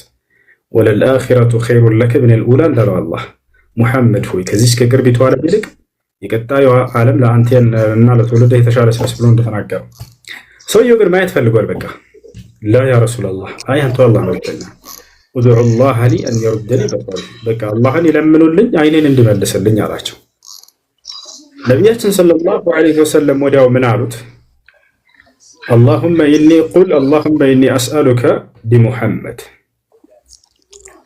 እንግዲህ አሁንስ እንዲህ ብለህ ራስህ ዱዓ አድርግ አሉት። ወዲያው አምላክ ያላህ ሆይ በሙሐመድ እለምንሃለሁኝ በለው አሉት። ወዲያው ይሄ ሰውዬ አይኑ ተመለሰለት ይላል ሐዲሱ ላይ። ምን ሆነ? አይኑ ተመለሰለት። ነገር ግን ቢሙሐመድ ስላለው እዚህ በሙሐመድ ብሎ ቀጥታ እንደሆነ ሊተረጉሙላችሁ ይችላሉ። ላ በሁና በሰበብያ ትባላለች። አይ ቢሰበቢ ዱዓ ሙሐመድ ሰለላሁ ዐለይሂ ወሰለም። ምክንያቱም እዚህ ቦታ ላይ በሙሐመድ ስል ጊዜ በሙሐመድ ዱዓ አማካኝነት ለማለት ነው። ለምን ይሄን አልኩ ከተባለ ኒየት አድርጉ። ለምን ይሄን አልኩኝ ከተባለ ምክንያቱም እዛው ሐዲሱ ላይ ምን ፈልጎ ነው ሰውዬ የመጣው? ዱዓ። ነብዩ ሰለላሁ ዐለይሂ ወሰለም ወደ ምናምን አመላከቱት ዱዓ። አያችሁ አይደለ? ዱዓ ያድርጉልኝ አለ። እንዲህ ብለህ ዱዓ አድርግ ነው ያሉት። ስለዚህ ምንድነው በሁና በሰበብያ ትባላለች። አይ ቢሰበቢ ዱዓ ነብዩ ሰለላሁ ዐለይሂ ወሰለም ምን ብሎ ነው የለመነ ያ ሰው? እንዳውዱ እንደምንረዳው አምላክ ያላህ ሆይ በሙሐመድ ዱዓ ይሆንብህ አይኔን መልስልኝ አለ። ነብዩ ሰለላሁ ዐለይሂ ወሰለም ደግሞ አምላክ አላህ አይኑ እንዲመልስለት እንደጸለዩለት ከዚህ እንረዳለን። ወዳው በርሳቸው ዱዓ አማካኝነት አይኑ በርቷል። ነብዩ ሰለላሁ ዐለይሂ ወሰለም የሰዎችን አይን ማብራት አድሳቸው አይደለ? በጣም በርካታ ጊዜ አብርተውላቸዋል። ይህ አንደኛው ነው ማለት ነው። እና ይሄን ይመስላልሽ። ቀጣይ ጥያቄ። ሰላም አለይኩም። እሱ ወአለይኩም ሰላም ወራህመቱላሂ ወበረካቱ። እንዴት ነው ሀቢቢ? አልሐምዱሊላህ። የሆነች ጥያቄ ነበረችኝ። ሰሞኑን ሚዲያ ላይ ምናምን በጣም መነጋገሪያ ነገር ሆኗል። በሙስሊሞች መሀል ራሱ ነው። ሰፋ አድርገህ እንድትመልስልኝ ወይ ደግሞ ፎሎወርስክ እንደሆነ መጠን ቪዲዮ ሰራበትም ደስ ይለኛል። አሚረል ሙስሊሚን ማለት ነው ልዑሎችን የሙስልምና መሪ አካላቶችን እንትን አላህን በማመጽ ላይ በኩፍር እስካልተጣሩ ድረስ እነሱን ተነስቶ ሲያጠፉ ምናምን ሚዲያውም አይደርሳቸውም። ቪዲዮ ተነስቶ እንዴት ነው መሳደብ ምናምን ሚዲያ ላይ ያለውን ነገር መንግስት ታውቃለህ። ሰሞኑን የተፈጠረ ያለውን ምን ትላለህ? በሸሪዓ አንጻርስ እንዴት ይታያል? በሰለፎችና በነብዩ። እሺ መርሐባ ወያኩም። ጥሩ ጥያቄ ነው። ጊዜያዊ የሆነ ጥያቄ ነው። ሰሞኑን አንዳንድ ሰዎች የሳውዲ አረቢያን መንግስታቶች እያነሱ እነርሱም እየተናገሩ ያሉበት ሁኔታ አለ እና ይህ ነገር ከኢስላም እንዴት ነው የሚል ነው። ነቢያችን ሰለላሁ ዐለይሂ ወሰለም ምን ማድረግ እንዳለብን ተናግረዋል። قال النبي صلى الله عليه وسلم من كانت عنده نصيحة لذي سلطان فلا يبديه علانية ولكن ليأخذ بيده وليخلو به فإن قبل منه فذاك وإلا فقد أدى الحق الذي عليه كأن أنت لمن قستاتوج ምክር አለኝ ብሎ ያሰበ ሰው አደራ ያንን በአደባባይ እንዳያወጣ፣ ይልቁንስ ወደዚያ ንጉሥ ጋር ይሄድና ለብቻው ከሰዎች ገንጠል አድርጎ ይያዘው፣ ይምከረው፣ ይገስጸው። ከተቀበለው ያ ነው የሚፈለገው። አልቀበልም ካለ ደግሞ ይህ ሰው በእርሱ ላይ ያለበትን ግዴታ ተወጥቷል። هذا هو منهج السلف الصالح ومنهج أهل السنة والجماعة في التعامل مع الحكام ከባለስልጣናቶች ጋር እንዴት አድርገን መስራት እንዳለብን ኢስላም አስተምሯል። ይህ በጣም ጥንቃቄ የሚፈልግ የሆነ ባብ ነው። وهذه ዘለቱን ዘለ ፊሃ አልኸዋሪጅ ተክፊርዩን ኸዋሪጆችና ተክፊርዮች የተንሸራተቱበትና የጠመሙበት የሆነ ባብ ነው። ይሄ የመጀመሪያው አስተባባይ ለምን እንደሆነ ታውቃላችሁ? ምክንያቱም ምንድነው ከተባለ በአደባባይ መንግስትን እመክራለሁ ብትል ያ መንግስት አንተ ላይ አደጋ ለማድረስ ነው ቶሎ ብሎ የሚፈልገው ጉልበቱን ነው መጠቀም የሚፈልገው። ገብታችኋል አይደለ? ወይም ደግሞ አይታችሁ ከሆነ አመጽ በተሰራ ቁጥር ተቃውሞ ሰልፍ በተወጣ ቁጥር እነዚህ መንግስታቶች ሄደው ህዝብን ያጠቃሉ፣ ይጎዳሉ። የዛኔ ተራው ህዝብ ላይ አደጋ ነው የሚደርሰው። ገብታችኋል? እና እኛ መንግስታቶቹ ጥፋት የላቸውም እያልን አይደለም። ሊኖረው ይችላል፣ ያየው ጥፋት ሊኖር ይችላል። ነገር ግን ከይፍየት ተዓሙል መዐሁም የኩን على منهج السلف الصالح وليس على منهج الخوارج وطريقة ذي الخويصرة الذي خرج على النبي عليه الصلاة والسلام. በአደባባይ ተክሳጽ አለን ብለው የሚወጡ ሰዎች የዛ በኋላ የዛን መንግስት ማንነትና እንትን ማጠልሸት አይነት አካሄድ እንደሄድ ይህ የሰለፎች መንሃጅ አይደለም። በነቢያችን ሰለላሁ ዐለይሂ ወሰለም ጊዜ ለመጀመሪያ ጊዜ ይህን መንገድ ሄደው ዙል ኹወይሲራ የተባለ ሰው ነው። ነቢያችን ሰለላሁ ዐለይሂ ወሰለም ከሆነ ጂሃድ በኋላ ገኒማ አለ ወይንም ደግሞ ምርኮ አለ አይደል? ያንን ምርኮ አምጥተው ለሰሃቦች እያከፋፈሉ ነበረ። ወጣቸው እያከፋፈሉ ባሉበት ጊዜ ዙል ኹወይሲራ የተባለ ሰው ቆመና هذه قسمة لم يرد بها وجه الله اعدل يا محمد فإنك لم تعدل አላቸው። فسل عمر أو خالد بن الوليد سيفه وقال يا رسول الله ائذن لي أن أضرب عنقه.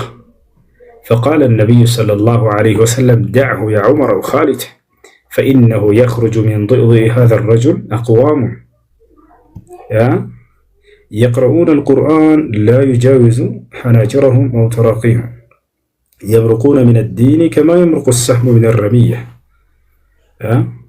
ነቢያችን ሰለላሁ ዐለይሂ ወሰለም ከዕለታት አንድ ቀን ገኒማ እያከፋፈሉ እያለ ምርኮ እያከፋፈሉ እያለ ቆመና አንድ ዙል ኹወይሲራ የተባለ ሰው ይሄ መንገድ ከየት እንደመጣ ልነግራቸው ነው፣ የኸዋሪጆች መንገድ እንደሆነ ከቀደምቶቹ ጀምሮ ይህ አከፋፈል ፍትህ ታስቡበት እየተከፋፈለ ያለ ክፍል ስርዓት አይደለም አለ። በእርሳቸው ላይ ቆሞ አስተባበለ። اعدل يا محمد فإنك لم تعدل አላቸው። በፍትህ አከፋፍለን አንተ ሙሐመድ በፍትህ እያከፋፈልከን አይደለም አለ። ነቢያችን ሰለላሁ ዐለይሂ ወሰለም ምን ብለው ተናገሩ? በዚህ ጊዜ አላ ተእመኑኒ ወአና አሚኑ መን ፊ ሰማ፣ እኔ ከሰማያት በላይ ያለው አምላክ አላህ አምኖኝ ቃሉን እየገለጠልኝ እናንተ በዚህ በጥቂት ፍራንክ አታምኑኝምን ብለው ተናገሩ። በዚህ ጊዜ ሰሃቦች በጣም ተናደዱ። አንቱ የአላህ መልእክተኛ ሆይ ይፍቀዱልኝ አንገቱን ልቅላው ይሄን ሰው አላቸው፣ ዑመር ወይንም ኻሊድ። ምክንያቱም የአምላክና የነቢያትን ህግ እየተጻረረ ነው። ነቢ ሰለላሁ ዐለይሂ ወሰለም ግን እንዳይገድል ከለከሉት። ዳዕሁ ያ ዑመር አሉት፣ ዑመር ሆይ ተው እንዳትገለው እንዳትነካው አሉ። ነገር ግን ስለዚህ ግለሰብ ልንገራቸው ብለው ትንቢትን ተናገሩ። ነገር ግን ከዚህ ሰው በስተጀርባ ሰዎች ይወጣሉ፣ ቁርአንን ያነባሉ፣ ከጉሮሯቸው አያልፍም አሉ። ምን ለማለት ነው? ያነባሉ በቁርአን ላይ መንግስታቶችን በአግባቡ መታዘዝ እንዳለባቸው ማመጽ እንደሌለባቸው፣ ነገር ግን ያንን አይተገብሩትም። ይወጡባቸዋል፣ በመንግስታቶች ላይ ያምጹባቸዋል። እነዚህ ሰዎች ይወጣሉ ብለው ተናገሩ። እንዳሉትም ነብዩ ሰለላሁ ዐለይሂ ወሰለም ከእርሳቸው በኋላ በዑስማን ብን አፋን ጊዜ መውጣት ጀመሩ። ዑስማን ላይ ተቃውሞ ሰልፍ ወጥተው ነው አማኞች ነን ብለው ዑስማንን የገደሉት። ከዚያ በኋላ እና አሊ ብን አቢ ጣሊብ አብዱራህማን ብን ሙልጅም የተባለ ኸዋሪጅ ነው የገደላቸው። ከዚያ በኋላ እነዚህ ሰዎች እየወጡ ሄዱ። የሚገርማቸው እነዚህ ሰዎች ሲገለጹ ከዒባዳ ማብዛታቸው የተነሳ ነብዩ ሰለላሁ ዐለይሂ ወሰለም እንደገለጿቸው ተሕቂሩነ ሶላተኩም ዐንደ ሶላቲሂም አሉ። የእናንተን ሶላት ከእነርሱ ሶላት ጋር ትንቃላችሁ፣ ወደፊት ይነሳሉ እነዚህ ሰዎች አሉ። ሰሃቦችን በዒባዳ ይበልጣሉ። እንደ ሰሃባ ጻድቅ የለም ከነቢያት በኋላ አይደለም፣ ግን እነዛ ይለያል። በጣም አምልኮ ያበዛሉ፣ ግን ትእዛዙን የአምላክን ትእዛዝ አምላክ አታምፁ በመንግስታት ያላቸውን እነሱ ያምጻሉ፣ በዚህ ላይ የታዘዟቸውም አሉ። ጭራሽ አብዱራህማን ብን ሙልጅም እነዚህ ሁሉ ሰሃቦችን ታላላቅ ኸሊፋዎችን የገደሉ ሄዳችሁ ታሪካቸውን ብታነቡ ኃይለኛ የዒባዳ ሰው ናቸው። ዑመር ብን አልኸጣብ በግብፅ ሀገር ላይ በጣም ታላቅ ቃሪ ላከልኝ በተባለ ጊዜ አብዱራህማን ብን ሙልጅም ነው የላከው። መልሶ ግን ከዑስማን በኋላ አልይን የገደለው ራሱ ይሄ ሰውዬ ነው። በጣም የዒባዳ ሰዎች ናቸው። ስለዚህ ይሄ የአመፃ አካሄድ በፍጹም የኢስላም መንገድ አይደለም። የኢስላም መንገድ አይደለም። قال الإمام البربهاري رحمه الله تعالى في كتابه شرح السنة إذا رأيت الرجل يدعو للسلطان فاعلم أنه صاحب سنة وإذا رأيت الرجل يدعو على السلطان فاعلم أنه صاحب بدع وضلالة. عند سو لمري بملكام نجر دعاء ሲያደርግ ካያችሁት እርሱ የሱና ሰው መሆኑን እወቁ። አንድ ሰው በመሪ ላይ በክፉ ነገር እንዲደርስበት ሲጸልይ ካያችሁት እርሱ የቢድዓ ሰው መሆኑን እወቁ። ምክንያቱም የሰለፎች መንሃጅ ነው። ጥፋት ካዩ በመንግስታቶች ላይ ዱዓ ያደርጉላቸው ነበር እንጂ እነርሱን እያብጠለጠሉ በአደባባይ ላይ አያነሷቸው ነበር። ኢማሙ አሕመድ ረሒመሁላህ ተዓላ አው ሱፊያን አልተውሪ ምን አሉ? ለው ካነት ሊየ ዳዕወቱ ሙስተጃባ ማ ጀዐልቱሃ ኢላ ፊ ሱልጣን። እንዳው ተቀባይነት ያለው ዱዓ አንድ ዱዓ ብትኖረኝ ኑሮ ከአላህ ዘንድ ለባለ ስልጣን እንጂ አላደርጋትም ነበር አሉ። ሊአነ ሶላሕ ሱልጣን ሶላሕ ልጀሚዕ። ምክንያቱም የባለ ስልጣን መስተካከል የትውልድ ሁሉም እንዳለ መስተካከል ነውና መንግስት ቢስተካከል ሀገሪቱ ላይ ክፉ ነገራቶችን ሁሉ እንዳለ ሪፖርት እያደረክ ነው አይደል ገብርኤል? በጣም አዝናለሁ። ልማር ነው አስገቡኝ ብለህ ነበረ። ያው ዋርኒንግ መጥቷል። እዚህ ማንም የገባኝ ነው ካንተ ውጭ። ካላደረክም ይቅርታ ዋርኒንግ እያለ ነው። ለማንኛውም እሺ ልጆች ታብ አድርጉ፣ ኮፒ ሊንክ አድርጉ። የሚዘጋ ከሆነ ተመልሼ እንደገና እገባለሁ። እሺ ልጨርስ። ምን ነበር? ስለዚህ ይሄ ነው። ሌላ አንድ የሚያነሱላችሁ ሐዲስ አለ። ያን ሐዲስ መሰረት አድርገን እኮ ነው እኛ የተናገርነው ሊሏችሁ ይችላሉ። እርሱም ምንድነው ከተባለ ማስረጃ አለን በሐዲስ ላይ አንድን ባለስልጣን በሐቅ ንግግር ከመናገር እንደሚቻል ምናምን እንደዚህ ላ ታራ ምንድነው የሚለው ሐዲሱ? ሐዲሱ የሚለው ምንድነው? ነቢያችን ሰለላሁ ዐለይሂ ወሰለም ታላቅ ሙጃሂድ ብሎ ማለት ከሊመቱ ሐቅን ዐንደ ሱልጣኒን ጃኢር ከባለ አማጺ ከሆነ ባለስልጣን ዘንድ እውነትን ንግግር መናገር ነውና ስለዚህ እውነትን ለምንናገረው ሐዲሱን ካስተዋላችሁት ዐንደ ይላል وليس عند العامة ولكن عند هذا الإمام الجائر. إذا أنت تفعل ذلك فهي حلا بك وتفضل وتكلم عنده. كبار السلطان زند على النبي صلى الله عليه وسلم كهزب زند هيرو الناقر على رو لهزب إلى تناقره من المتفتر ناقرين رو نقر كبار السلطان زند نيتبار نبياتنا سمعنا الله سبحانه وتعالى بالقرآن لاي ከገለጸው አማጺ የሆነ ንጉስ መካከል እስኪ ጥቀሱት። ማን ይባላል? በሙሉ ቁርአን ላይ እጅግ በጣም ኃይለኛ አማጺ የሆነ ንጉስ ማን ነው? በቁርአን ላይ የተገለጸው አማጺ የሆነ ንጉስ መሪ ማን ነበር?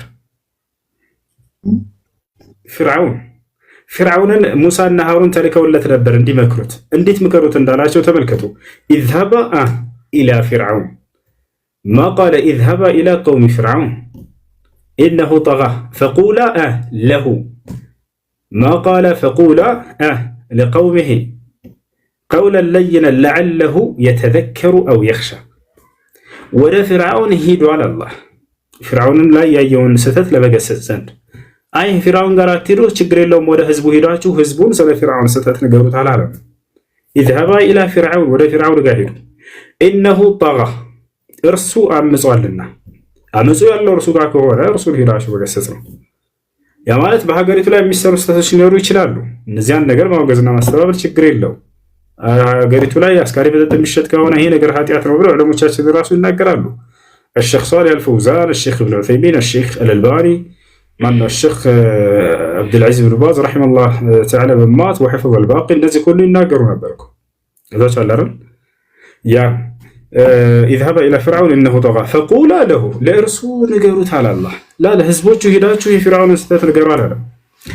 ايه ነው ባጭሩ منهج اهل السنه والجماعه في التعامل مع الحكام ان من راى يعني الخطا على الامام يقدم له نصيحه ولا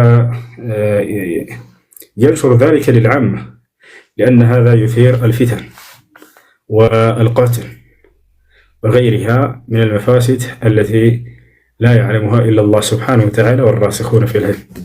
عندي تملش قبل الشيء وارني سلاله يتناقب مهون بزو أكبره سلالة نبياتوች ምናምን ስማቸውን ሁሉ አንስቶ ያወሳል። በእነዚያ ላይ ጥያቄ የላቸውም። ሕዝቅኤል ብትል ወይንም ዙልኪፍል ብዙ ታሪኩ አልተወሳም። ምክንያቱም እርሱን ዝቅ አላደረጉትም እነዚህ ሰዎች። አልየሳ ብትል ወይንም ኤልሳ ስማቸውን የተነሳው እነርሱ ላይ ብዙም ተቃውሞ ስለሌላቸው፣ ኢብራሂም ብትል አለይሂ ሰላም ልክ እንዲሁ ስላስተምሮቱ እንጂ ስለሰራው ገራሚ ስራዎች ምናምን ገድል ብዙ ያነሳል። ሙሳ አለይሂ ሰላም ከታሪክ እነ ሹዓይብ ወይንም ኢሳያስ ልክ እንደ ሌሎች ነብያቶች ማለት ነው። እሺ ጥያቄ ያለው ገብቶ መጠየቅ ይችላል። ያ ሰላም አድሚኖች ካላችሁ በተራስገባቸው ولقد آتينا داود وسليمان علما وقال الحمد لله الذي فضلنا على كثير من عباده المؤمنين. السلام عليكم. عليكم السلام ورحمة الله. الحمد لله. ጥያቄ ነበረኝ።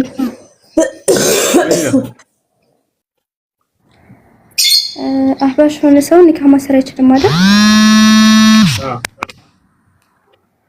طيب ለሰውየው ለልጅቷ አባቷ ነው፣ ለሀገሩ ደግሞ ቃዲ ነው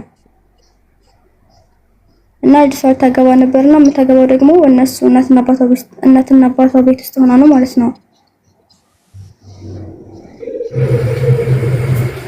እሺ ካለበት ስህተት እንዲታረም ዳዕዋ አድርጉለትና አሰረ ይዛል ያስራ አይ አልታረመም ብሎ ግን ከአላህ ውጭ ሌላን አካል በመጣራት ላይ የአላህን ባህሪያቶች በማተባበል ላይ የጸና ከሆነ ሰውየው እዚያ አልመለስም ካለ እሱ ኒካ ያስርም። ሸሪዓ ፍርድ ቤት ቃዲ እርሱ ብቻ ከሆነ ያለው በአካባቢ ኒካ በማሰር የሚታወቅ ቃዲ በትክክለኛው መንገድ ላይ ያለ ሱን የሆነ ሰው እሱ ኒካ ያስርላታል ማለት ነው።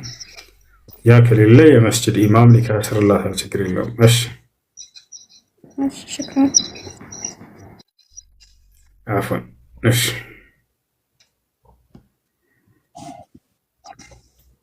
ያገ ያለ ከላይ ካለ ወጥይቅ ይችላል።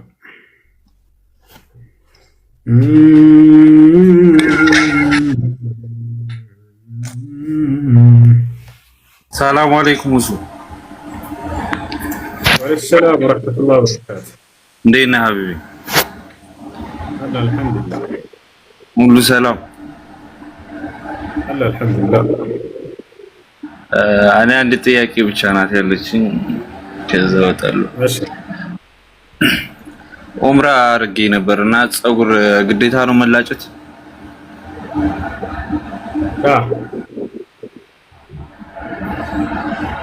ማለቴ ግን የተወሰነ ተቀንሷል። ማሳጠር ትችላለህ፣ ማሳጠር ትችላለህ። አሳጥረን ሙሐልቂን رؤوسكم ومقصرين እያለ አላህ ይናገራል። ፀጉራችሁን የተላጫችሁ ኩራችሁ ደግሞ ወይንም ደግሞ ያሳጠራችሁ ኩሩ ብሎ ተናግሯል። በላጩ መላጨቱ ነው። ነገር ግን ማሳጠር የፈለገ ሰው ያሳጥራል። በጣም አመሰግናለሁ። እሺ ጥያቄ አለ። ቀጥል። ሱራፌል ሰላም። ሱራፌል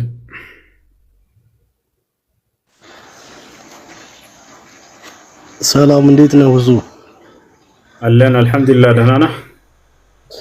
አለን አለን አለን። እሺ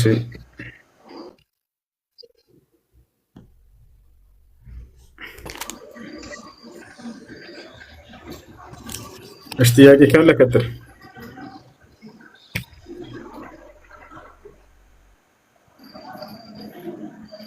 አይ ልማር በቃ። አይሽ እሺ ጥያቄ ያላችሁ ካላችሁ መቀጠል ትችላላችሁ። አሰላሙ አለይኩም። ወአለይኩም ሰላም ወራህመቱላህ። እኔ የቅድሙ ልጅ አንስቶት የነበረው እንትን ላይ ነው ስታነሱ ግር ያለኝ ነገር ስላለ ነው። ከእንትኖች አንፃር ከአሚሮች አንፃር ከአንዱ አሚር ወደ ሌላኛው አሚር ይተላለፋል ተብሎ የሚታመነው እንዴት ነው? በሸሪዓ የሚተዳደር ሀገር ሲሆን ኖርማል ከእንትኖች ከእንደዚህ ከካሊፋዎች አንፃር ሲሆን አሁን በእንትን ደረጃ አሁን ኡስማንዮች ነበሩና ያው ኡስማንዮችን ከመቃወም አልፎ ተዋግተዋል አይደል አልሰውዶች እና እንደዛ በኃይል ከተዋጉ ኖርማል አሁን እነዚህም እንደ አሚር ይታያሉ ወይስ አይታዩም? በኃይል የተወሰደ እንትን ከሆነ መልካም እንግዲህ ምን አለ መሰለህ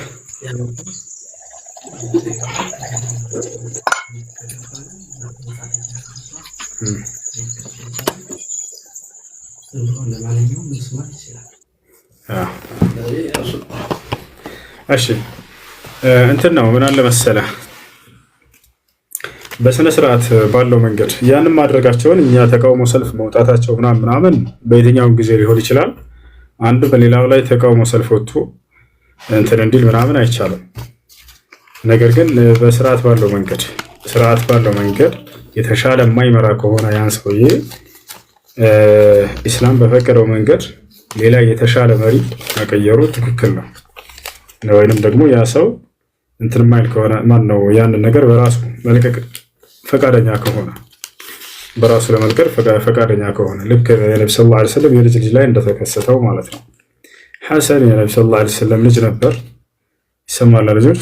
ሐሰን የነብዩ ሰለላሁ ዐለይሂ ወሰለም ልጅ ተናዙል አደረገ። ሙአዊያ ተናዙል አደረገ፣ ወረደለት ለእርሱ በቃ አንተ ምራ አለው። ልክ በዚህ መንገድ የዛኔ በአመፅ አይደለም።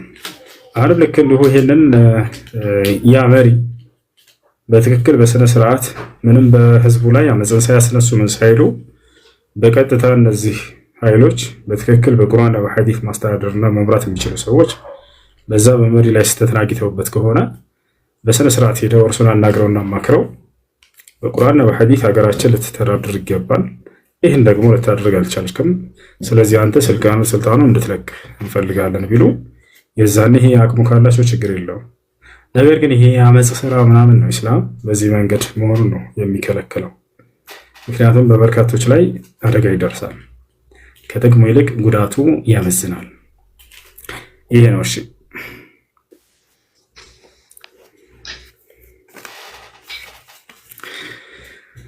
እሺ ጥያቄ አለ? ሰላም አለይኩም። ወአለይኩም ሰላም ወራህመቱላሂ ወበረካቱ። ይሄ ቃለ ረቡ ሊረቢ በአማርኛው ላይ ኡስታዝ ወሒድ አብራርቱልኝ ነበርና ቅድም የላኩልህ በእርግጥ የተወሰኑ እንትኖች ናቸው። አረብኛው ላይ ስንመጣ ደግሞ ሌላ ነገር ነው የሚያሳየው። አንቀጹ ደግሞ ከ5 ቦታ ተጠቅሶ ነበረ፣ ዮሐንስንም ማርቆስም ላይ ሰው የአረብኛው ለምን ተለየ ከአማርኛው? እዛ ጋር በሁለት ጌታ አሳይቶ ነበረ። እሺ ቃለ ረቡ ሊረቢ እዛም ተዛ ነው የሚለው ነው። ሌላ እንትን አለ፣ ሌላ ትርጉም አለ። ሌላ ትርጉም ፋቲካ ትርጉም ላይ ሁለት ጌታ በመሆኑ ነው የሚያሳውቀው። አይ በማዕና አይ አነ ሁናከ ኢላሃይን ብሎ ከሊንሳው ራሱ ተናግራለች እኮ። ትርጓሜው ላይ ነው ቃሉ ላይ እንደዛ አይደለም። ኢላሃይን ቃሉ ላይ ማለት ትርጓሜው ላይ እንደሱ ብሎ ሊያስቀምጥ ይችላል። ቃለ ረብ ሊረቢ የሚለው በትክክል አስተዋለም ሰው ሁለት ጌታ መሆኑን ነው የሚያሳየው። ግን እዚህ ቦታ ላይ የአንደኛው ጌትነት መለኮታዊ ሲሆን የአንደኛው ጌትነት ደግሞ የተሰጠ ጌትነት ነው።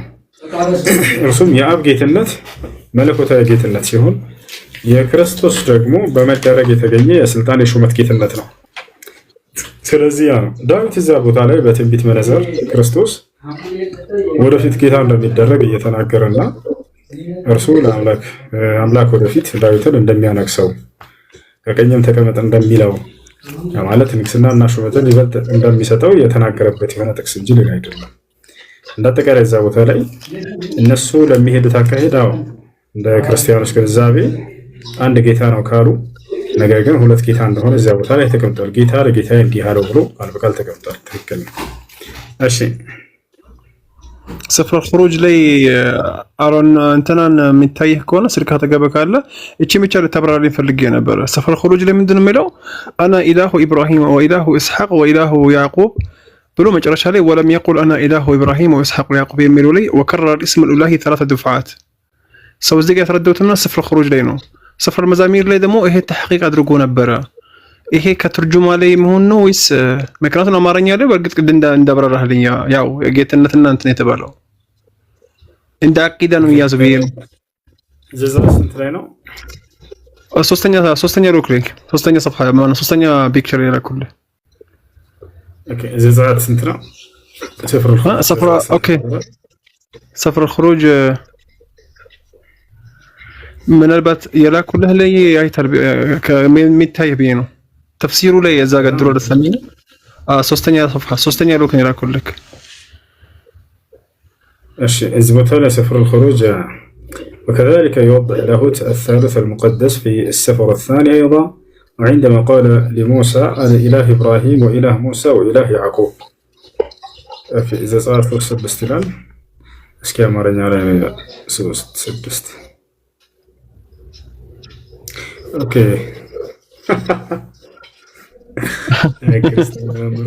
እንደዚህ ያደረግ ነው ወላሂ መስጣቸው ታልከተ እንደሚል የሶስት አምላክ መሆኑን ያሳያል ብለው ይነግሯቸዋል። እኔ አብርሃም አምላክ የይስሐቅ አምላክ የያዕቆብ አምላክ ስላለ ሶስት አምላክ ናቸው ማለት ነው ብለው ያስረዷቸዋል።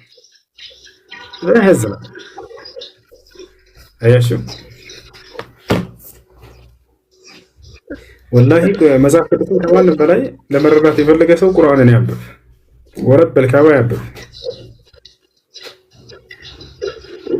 ቁርአን አንብቡ ክርስቲያኖች። መጽሐፍ ቅዱስን መረዳት ከፈለጋችሁ በትክክል ለማንኛውም ይህ ሶስት አምላክ መሆኑን አያሳይም።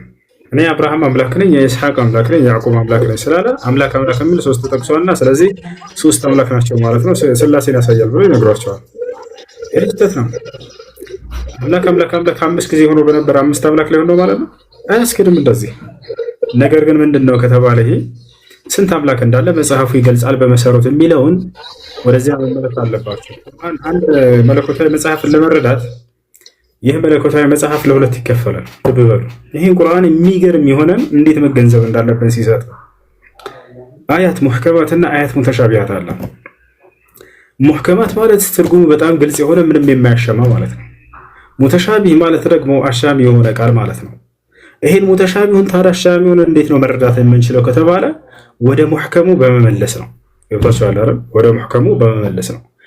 ለምሳሌ ሙተሻቢህ ነው ይሄ እንበለን እርሱ ሙተሻቢህ ሆነባቸው አሻሚ የሆነ ቃል ሆነባቸው። የአብርሃም የይስሐቅ የያዕቆብ የአብርሃም አምላክ የይስሐቅ አምላክ የያዕቆብ አምላክ ስላለ ሶስት መሆኑን ያሳያል ወይ ከተባለ ለመረዳት በሙሉ መጽሐፉ ላይ ስንት አምላክ እንዳለ ተገልጿል ነው። አንድ አምላክ ለእኛስ ሁሉ ነገር የሆነ አንድ አምላክ አባለን አለ።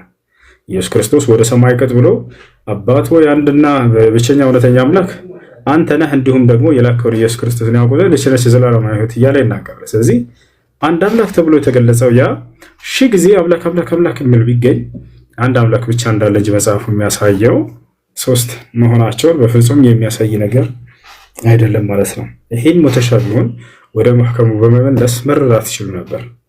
ግን የራሳቸውን እምነት እንዲያጠነክርላቸው እንዲህ አይነት ጥቅሶችን እየፈለጉ አምላክ አምላክ አምላክ ያሳያል ብለው እነዚህ ሰዎች ይናገራሉ። በዚህ መንገድ ያስቷቸዋል ማለት ነው። ትንሽ ተረቷን ቀንሳትና ልጠይቅህ። እሺ በስነ ስርዓት አንዴ ወንድ ልጅ ነህ አይደለ? ትመስለኛለህ። ፕሮፋይል ዮናስ ይላል። ስለዚህ መሐመድ ቡሽቲ ነው። እሺ ልጠይቅህ። እሺ ማንም ሰው ኮሜንት ላይ እንዳይሳደፍ ጥያቄ ያለው ቀጥታ ይቀጥል። ሃይ ሰላም አለይኩም ሙስሊም። ወአለይኩም ሰላም ወራህመቱላሂ ወበረካቱ። ስለ ነብይ ኢድሪስ አለይሂ ሰላም ነበር አንድ ጥያቄ አለኝ። አዝራኤል መጥቶ አብሯቸው በጾመ ጊዜ እና ጀነትን አሳየኝ ጀሃነምን አሳየኝ ባለ ጊዜ አሳይቷቸው ነበርና ሞትንም መሞከር ፈልጋለሁ ምን እንደሚመስል ብለው በጠየቁ ጊዜ የዛኔ ሞተው ነበረ። ውሸት ነው። እስራኤልያት ነው እሱ በቁርአን ነው ሐዲስ ላይ የለም። እስራኤልያት ነው በተፍሲሮች ላይ ያለ ወኺዛ ምን اليهود والنصارى። አይ እሺ ሌላ አንድ ጥያቄ ደግሞ የሱኒና የሺያ ልዩነት ብታስረዳይ ብዬ ነበረ። ሱኒ ማለት ባጭሩ ሐዲስን የሚቀበል ነው። ሺያ ማለት ደግሞ ሐዲስን የማይቀበል ነው። በርካታ ስህተቶች እንዳሉ ሆነው የመጀመሪያው ትልቁ ልዩነት እርሱ ላይ ነው። እነሱ ያ ነው وكذلك يقبلون القرآن أصلا لأن الشيعة يعتقدون أن القرآن محرف مبدل زيد فيه ونقص عنه. زيد فيه يعني الآيات التي تثني على أصحاب رسول الله صلى الله عليه وسلم، ونقصت عنه يعني الآيات التي أثنت على أهل بيت النبي عليه الصلاة والسلام. هكذا يعتقدون، وهذا كفر صريح بالله عز وجل لأنه مناقض لقوله سبحانه وتعالى إنا نحن نزلنا الذكر وإنا له لحافظون. أشي أنا عندي ጥያቄ ልጨምር። አንድ ጥያቄ ደግሞ መጽሐፍ ቅዱስ ላይ አንድ ወንድ ሚስቱ ካልሞተች ሌላ ሴት ማግባት አይችልም የሚል አለ እንዴ? የሚከለክል የለም። ከአንድ በላይ ማግባትን ከአንድ በላይ አታግቡ የሚል መጽሐፍ ቅዱስ ላይ የለም። አንድ ሰው እንደ መጽሐፍ ቅዱስ 1000 ሚስት ቢያገባ ችግር የለውም። ይቅርታ 1000 ሚስት አልኩኝ። 700 ሚስቶች እና 300 ቁባቶች ወይንም ቺኮች፣ ልክ እንደ ሰለሞን ማለት ነው። እግዚአብሔር ሰው ነው። 700 ሚስቶች እና 300 ቁባቶች ነበሩት። ይህን ይመስላልና ይህን የሚከለክል ምንም አይነት ነገር የለም። እሺ ዘከላይ መርሐባ ያኩም። እሺ ጥያቄ ያለው ካለ ቀጥል። ቃል ሰላም፣ እንዴት ነሽ? ቃል አለሽ? እሺ ውቦ ነው የሚለው ውቦ። አሎ ይሰማል ወይ? ቺኮቻ ቅምጦች ማለት ነው እኮ አንድ ሰው ሚስት እያለው ከሚስቱ ውጭ በሆነ መንገድ ደግሞ ቺክን አይደል ቅምጦች ምናምን ይይዛል። ስለዚህ መጽሐፍ ቅዱስ ላይ ይሄን ነገር ሰዎች ያደርጉ ነበር። ይሄ ቁባት ደግሞ የተከለከለ ነገር አልነበረም እና ሰዎች ያ ነገር ይይዙ ነበር። እሺ አብርሃም ቁባት ነበረው። ይስሐቅ ቁባት ማን ነው? ያዕቆብ ቁባት ነበረው። የያዕቆብ የመጀመሪያ ልጁ ሮቤል እናቱን ወይንም የአባቱን ሚስት ተገናኝታ ተረውላ። እንዲሁም ደግሞ የእህቱን ድንግልና ወስዷል። አንደኛው የዳዊት ልጅ የእህቱን ድንግልና አሰረባት፣ ሲያት አማረችው። ከዛ በኋላ ሲያት አማረችውና እቺን ልጅ እንደው ምናምን አለ። እህቱን የራሱን እህት ማለት ነው፣ አስቡት። ከዛ በኋላ ሄደና ለጓደኛው አማከረው፣ እህቴን ምናምን እንትን ማለት ፈልጌ ነው። ከዚያ በኋላ ዘዴ ነገረው። ጓደኛው ምን አለው? እንግዲህ አሁን እሷን ከፈለክ ለአባትህ ለዳዊት እንዲህ በላ አለው። አባዬ ከቤት መንቀሳቀስ አልችልም፣ አሞኛል። እህቴ መታ ቤት ቂጣ እንድትጋግርልኝ እዘዘልኝ በለው አለው። የዛኔ ልክ ቂጣ ልትጋግር ስመጣ አንተ ድንግልናዋን ትወስዳለህ አለው። እሺ አለ፣ ተስማማ። አባዬ ዳዊት ሆይ አለው፣ ውይ ልጄ እህቴ ቂጣ መታ እንድትጋግርልኝ ፍቀድልኝ አለው። እሺ ሂጂ ለወንድምሽ ቂጣ ጋግሪላት። ከዚያም ገባች። እርሷ ዱቄቱን አንስታ መለወስ ስትጀምር ከዛ በኋላ ለሱ ጋግራለት ጨረሰች። ካላጎረሽኝ አላት። ልታጎርሰው ስትመጣ እዛው ድንግልናዋን ወሰደው። ወንድም የእህቱን ድንግልና አጥፍተዋል እኮ ልትሉ ትችላላችሁ። ጥፋት ነው ምናምን፣ ችግር የለውም። ግን አምላክ ሰዎችን የህይወት መንገድ ብሎ በሚያወርደው መጽሐፍ ላይ በሚናገረው መጽሐፍ ላይ መተረኩ ጥቅሙ ምንድን ነው? ጥቅሙ ምንድን ነው? ሰው ምን እንዲማር ነው? ዛሬ ወንድም እህቱን ደፈረ ብትባሉ አይደንቅም? ይሄን መጽሐፍ ያነበበ ሰው እንዴ ይሄ እኮ በመጽሐፍ ቅዱሳችን ላይ አለ ብሎ ደረቱን ነፋ አድርጎ የሚናገርበት ሆኖ ይገኛል። ያ ብቻ አይደለም። አባት ልጅ እናቱን ሲደፍር አስባችሁታል? የያዕቆብ ልጅ የመጀመሪያው ልጅ ማን ይባላል? ሮቤል ታዲያ ምን አደረገ? የአባቱን የያዕቆብን ሚስት ተገናኛት። ያ ብቻ አይደለም። ዳዊት የወታደሩን የኦሪዮን ሚስት ሻር ስትወስድ አያት ይላል መጽሐፍ ቅዱስ። ይህን ስነግራችሁ ጊዜ እኔ እነዚህ ነቢያቶች አድርገዋል ብዬ ነቢያቶችን ወላሂ እየተቃወምኩ አይደለም። ነቢያቶቻችን ጻድቆች ናቸው፣ ይህን አላደረጉም። ቁርአን ለምን እንደወረደ አሁን ትርጉሙ ይገባቸዋል። የእነዚህን ነቢያት የጠፋውን ክብር በዚህ መጽሐፍ ላይ ክብራቸውን ሊመልስላቸው ዘንድ ነው። ይህን ሁሉ አላደረጉም ብሎ አላህ በቁርአን ላይ ተናግሯል። ውሸት ነው። ነቢያቶች በፍጹም ይህን አላደረጉም። ተበርዟል ይህ መጽሐፍ ስንላቸው ለዚህ ነው። መሪ ተብለው ከአምላክ ዘንድ የተመረጡ ነቢያቶች ለመሪነት ብቁ ያላደረገ መጽሐፍ ይሄ ተበርዟል ካልተባለ ምን መጽሐፍ በረዝ ማለት ትርጉሙ ምን ማለት እንደሆነ አላውቅም። ስለዚህ ምን አለ አባት ልጆች ሎጥ ከሁለት ሴት ልጆች ጋር ወሲብ አደረገና ወለደ ይላል። እኛ ምን እናድርግ? እሺ ጥቅሙ ምንድን ነው? ይሄ ለልጅ ታረበዋለህ። እኔ የሆነ መጽሐፍ አውጥቼ እንደዚህ አባት እንትና ነበረ ልጥ ነበረ፣ ከዛ ከሁለት ሴት ልጆች ጋር ወሲብ አደረገ፣ ከዚያ በኋላ ወለደ። ሹ ያኔ በጣም ሌላም በጣም ዘግናኝ ነገራቶች አሉ። ከዚህ ሁሉ የሰዎቹ አይደለም የሚደንቀው። እሺ ሰዎቹ አደረጉ፣ አምላክ መፍቻ የፈቀደላቸው ሊሏቸው ይችላሉ አይደለ? ታዲያ እኮ ሎጥ ቢያደርግም አምላክ አልፈቀደም። ዳዊትን ቢያደርግም የሰው ሚስት ቢደፍር የኦሮሞ ሚስት ቀምቶ ቢደፍርም እግዚአብሔር እኮ አልፈቀደለትም። ይሄን አላደረገለት። መፍቀድ አለመፍቀድ እዚያ ሳንደርስ እግዚአብሔር ለራሱ እንደዚህ እንዳስደረገ መጽሐፉ ላይ ይገልጻል። አምላክን አስቡት፣ አምላክ ሴቶችን እንዳስደፈራቸው ማለት ነው። እንዴት ከተባለ ዳዊት የሰው ሚስት ተገናኘ፣ የኦሪዮ ሚስት እንደምታውቁት ቤርሳቤን ማለት ነው ተገናኛት። ከዚያ በኋላ ዳዊት እቀጣለሁ ያለው በሁለት ነገር ቀጣው። አንደኛ ምን አደረገው? የዳዊትን ሕፃኑን ልጅ ቀሰፈበት፣ እግዚአብሔር ገደለበት። ልጁ ምን አጠፋ? ያጠፋው ዳዊት ከሆነ ዳዊት ነው መቀጣት ያለበት። እግዚአብሔር ሆይ ከቀጣህም ባወረድከው ሕግ ነበር መቅጣት የነበረብህ፣ ዳዊት ተቀጧል ይሏቸዋል። እሱራ በሕጉ አልቀጣውም እግዚአብሔር ዳዊትን። አንደኛ ልጁን ቀሰፈበት፣ ገደለበት ሕፃኑን ልጅ። ከዚያስ ለዳዊት እግዚአብሔር ምን አለው? ዳዊት ሆይ አንተ የኦሪዮ ሚስት በድብቅ ወስደህ ተገናኝተሃል። እኔ ደግሞ አለው እግዚአብሔር ዳዊትን የአንተን ሚስቶች ለቅርብ ለዘመድህ አሳልፌ እሰጥብሃለሁኝ፣ ከእነርሱም ጋር እንዲተኛና እንዲገናኛቸው አደርግብሃለሁኝ አለው። እግዚአብሔር ባደረገው የዳዊትን ንጹሕ ሚስቶች ምንም የማያውቁትን የዳዊት ጥፋት ላይ ምንም ያልሰሙት ያላዩትን ወሰደና እግዚአብሔር ለዳዊት ዘመድ ሰጠበት። ከዚያ በኋላ አብሯቸው እንዲተኙ እንዲገናኛቸው አደረገ። የዳዊትን ንጹሕ ሚስቶች ዝሙት አሰራበት ማለት ነው። ገባችኋል አይደል? ታዲያ አምላክ ይሄን ነገር ያደርጋል አይደል? ለዚህ ነው መጽሐፉ ተበርዟል ስንላቸው ጊዜ አምላክንም የነብያትን ክብር አልጠበቀም። አምላክ እንዴት ነው ንጹሕ የሆኑ ሴቶችን አምጥቶ እንትን የሚያሰራው ዝሙት ሊያሰራ የሚችለው?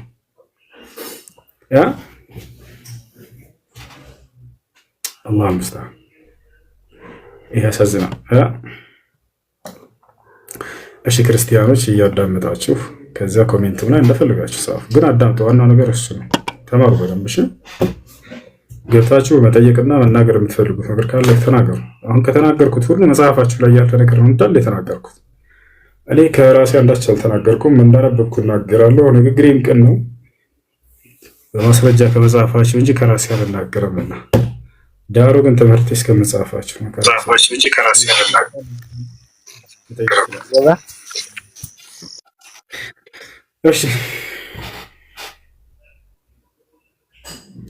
እሺ የዳውድን ሚስት በል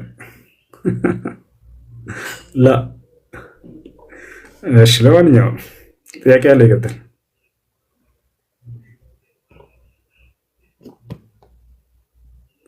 እሺ ውቦ ጥያቄ የለህ መሰለኝ፣ እንውረድ። እሺ ጥያቄ ያለው ይግባ። ሰላም አለይኩም። ወአለይኩም ሰላም ወራህመቱላሂ ወበረካቱህ። ሰላም አለይኩም።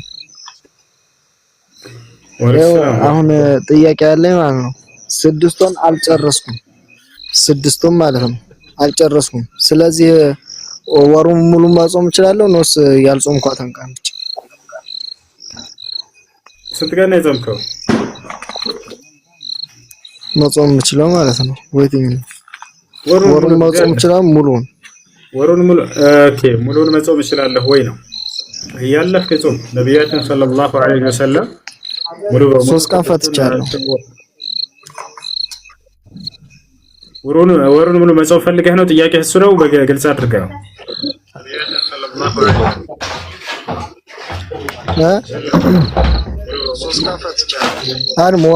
ወሩን ሙሉ መጾም እችላለሁ ነውስ ያልጾምኳትን ብቻ ነው አቆራጭ ማለት ነው?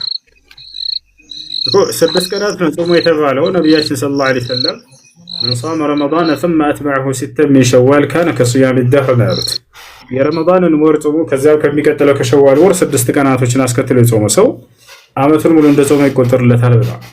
ከዚያ በላይ በጨመር ፈልጋለሁ ይቻላል ወይ ከሆነ ትችላለህ። አንድ ሰው ወደ ነብያችን ሰለላሁ ዐለይሂ ወሰለም ጋር መጥቶ ለዚህ ማስረጃ ጠየቃቸው። ያ ረሱላህ ኡሪዱ አን አሱም አንተ የአላህ መልእክተኛ ኃይል ጾም ፈልጋለሁኝ ይዘዙኝ አላቸው። እና ጾም ቀን ይስጡኝ አላቸው ማለት ያስተምሩኝ ማለት ነው። ሱም يوم الاثنين ويوم الخميس አሉት። ሰኞና ሐሙስን ቀን ጾም አሉት። ዚድኒ አላቸው ጨምሩኝ አላቸው። ሱም የውመን ወአፍጥር لا ما نصوم 3 أيام من كل شهر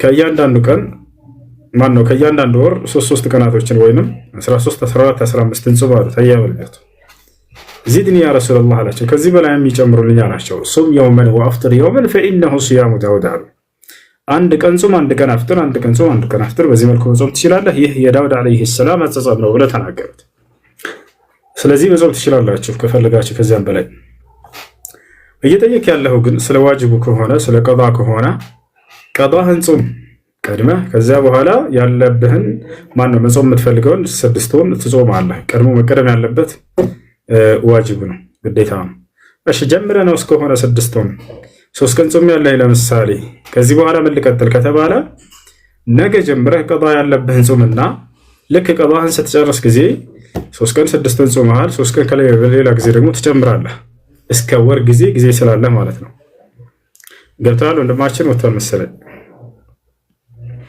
እስቲ ያጋለ ቀጥል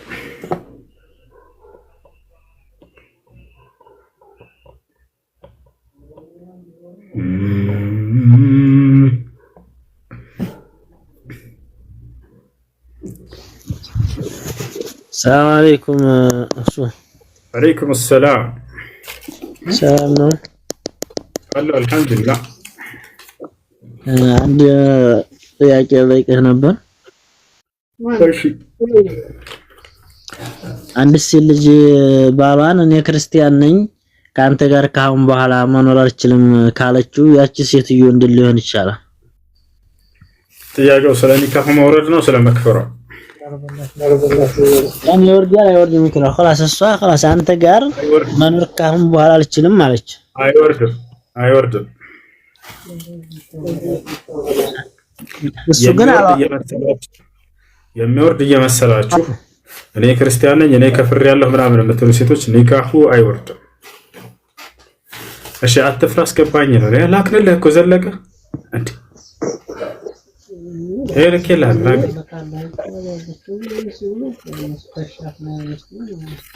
እሺ ጥያቄ አለቀ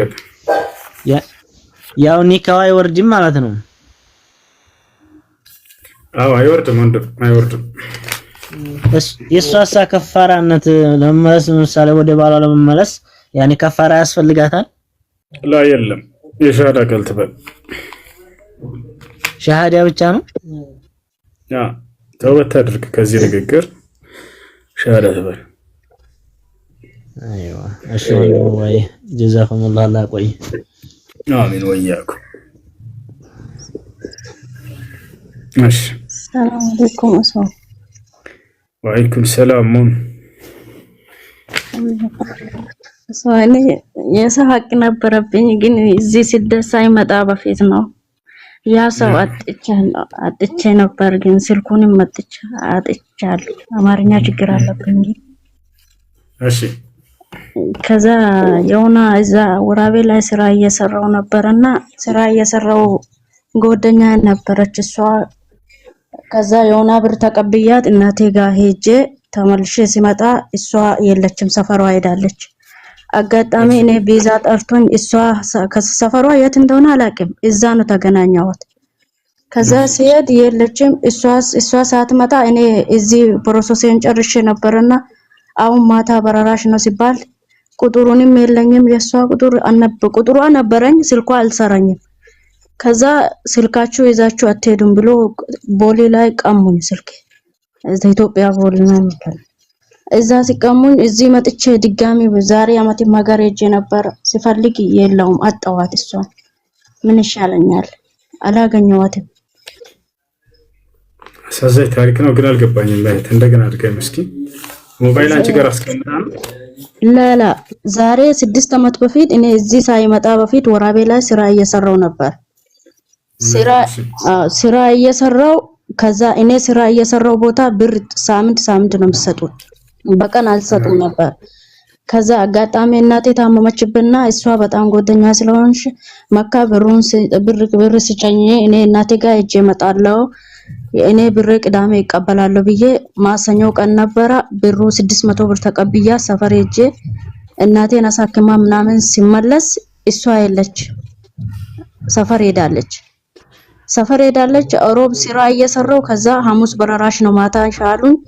ማንንም አላገኘውም ነበር። ዝም ብዬ የራሴ ብርም አልተቀበልኩም፣ እሷ ብርም አልሰጠውም። ትቼ እዛ ቦሊ በረራዬ ጊዜ ሲሄድ ስልኬ ተቀሙኝ። እዛ በበረራ ውስጥ ስልክ ይዘሻት ማሄዳች ምናምን ብሎኝ ስልኬ ተቀሙኝ። ከዛ ቁጥሯም ጠፋብኝ። ዛሬ አመት ደግሞ ሀገር ገብቼ ነበርና ከዛ ወራቤ ቀጥታ ሀገር እናቴ ጋር ሳይገባ በፊትም እዛ ወራቤ ላይ ወርጄ እዛ አድሬ ቦታ ሲፈልግ ቦታ ራሱ ተቀይሮብኛል፣ ጠፋብኝ። ጭራሽ አላገኘዋት። ለዛ ምን ይሻለኛል? እሺ የሷ ገንዘብ አንቺ ጋር አለ ባጭሩ፣ እሷ ማግኘት አልቻልኩም። እሺ ለሷ ማግኘት ከቻልሽ ለእርሷ መስጠት ነው። ካልተቻለ የሷን አድራሻ አፈላልገሽ ከተገኘች እንድትሰጥ ማድረግ። ይሄም ካልተቻለ ለድሃዎች ለምስኪኖች ሰደቃ መስጠት ነው። ለድሃዎች ለምስኪኖች ሰደቃ መስጠት ያንን ገንዘብ። አይ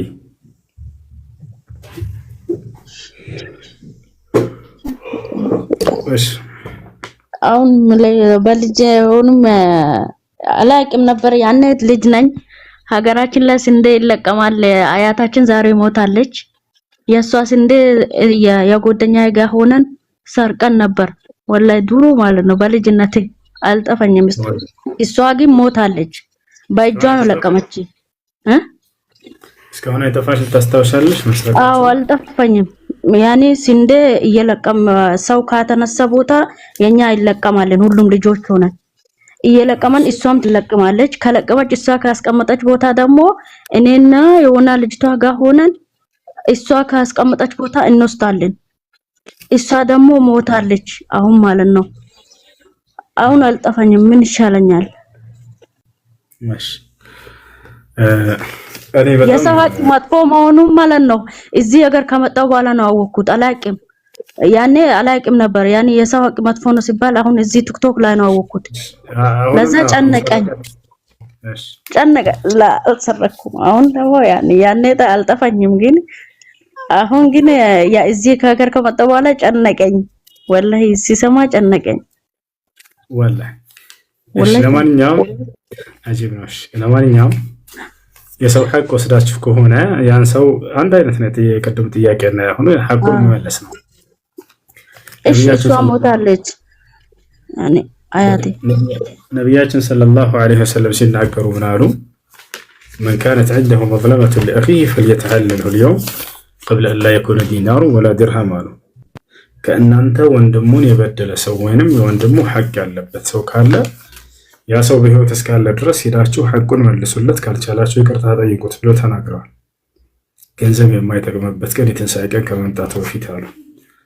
ስለዚህ ያችን ሴት ካገኘሽ መስጠት፣ ያችን ሴት ሙታ ከሆነ የእሷ ልጆች ካሉ ሊወርሷት የሚገቡት አካሎች እነርሱ ናቸውና ለእነርሱ ሄደሽ ትሰጫቸዋለች።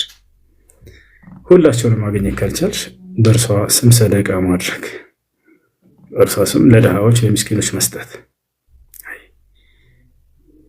ለጥቆ ይሁዙ ለጥቀሽ። አሰላሙ አለይኩም ወራህመቱላሂ ወበረካቱ። ጀማ እኔ ጥያቄ እዚህ ውስጥ ክርስቲያኖች ይኖራሉ ብዬ ስለማስብ ግራ ያጋባኝ ጥያቄ ስላለ እንደ አጋጣሚ ሲገቡ እንዲመልሱልኝ።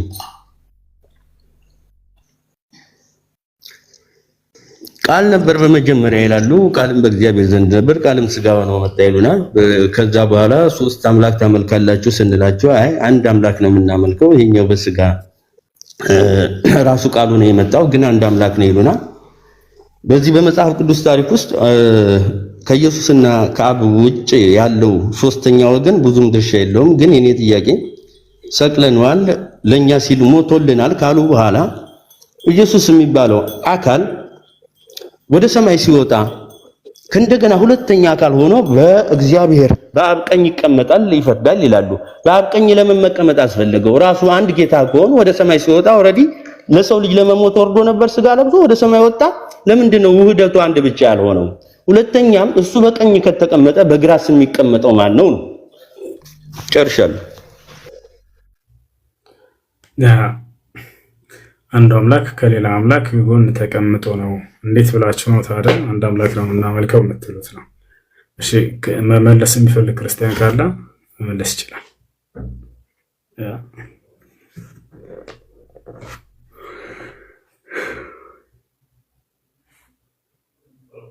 እሺ ጥያቄ አለ ቀጥል። እሺ ጥያቄ ከሌለ ለሌሎች ቦታ እንልቀቅ። እሺ አድምነች ካላችሁ አስገባቸው ተራ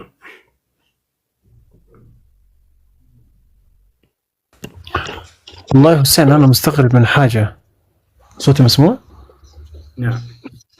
أنت تتكلم معاهم بالدليل والحجة، وواضح إن حجتك ما تبدأ بالسب، وأسلوبك رد علمي، وعندك دليل، وكلامك ما هو جارح.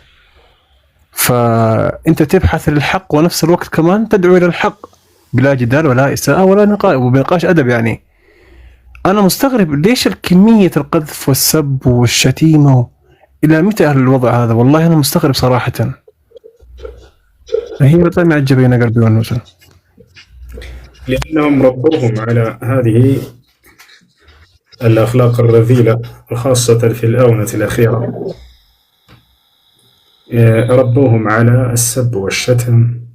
وإلا فالمسيح عليه السلام لو كانوا يتبعون المسيح حتى في كتابهم المحرف المبدل اللي موجود حاليا الآن، ما كان النبي عيسى عليه السلام سبابا ولا شتاما ولا قذافا للناس، وإنما هو صاحب حكمة وصاحب نصيحة. لكن أضلتهم أئمتهم وأصبحوا يسبون ويشتمون تقليدا لهؤلاء المعلمين عندهم. الله المستعان. فالواجب علينا أن نصبر ونبين لهم الحق وندعوهم إلى الحق الذي كان عليه الأنبياء والمرسلون بالحجة والبرهان مع الصبر والاحتساب على الله سبحانه وتعالى. هاي إشكالة يقباشتي يقلاتي. السلام عليكم ورحمة الله وبركاته. وعليكم السلام ورحمة الله وبركاته. ايش ترى ሲደርስ ጥያቄ አቀርባለሁ። እሺ ሲደርስ እንነግራለን። ጥያቄ ምንድነው? ኦኬ ጥያቄው ደግሞ አንድ ጓደኛዬ ከሚስቱ ጋር ከተራራቀ 1-2 ወር ምናምን ሆኖት ነበረ። በረመዳን ማለቂያ አካባቢ የሆነ ከሚስቱ ጋር ግብረ ስጋ ግንኙነት ፈጽሞ ነበረ። ይሄ ልጅ አሁን ምን ብዬ ጾሙ ጠፍቶበታል፣ ግን ያፈጠረው በቀን ነው። እሺ ጠይቅልኝ ብሎ ከነገረኝ ብዙ እሱ ገብቶ ለመጠየቅ ደግሞ አፈረ። በጾም ቀን ግንኙነት አድርጓል። ምን ማድረግ ነው የሚጠበቅበት ነው አይደል? ጥያቄ ረመዳን የሚያርግተው ቢጨርሰው ነው። ረመዳኑ ማለቂያው ነው። ነገ ኢድ ሊሆን ዛሬው ነው ይሄ ነገር ተከሰተው እኮ። ቀን ላይ ነው ያደረገው አይደል? ሌሊት አይደለም። ቀን ላይ ነው። መልካም።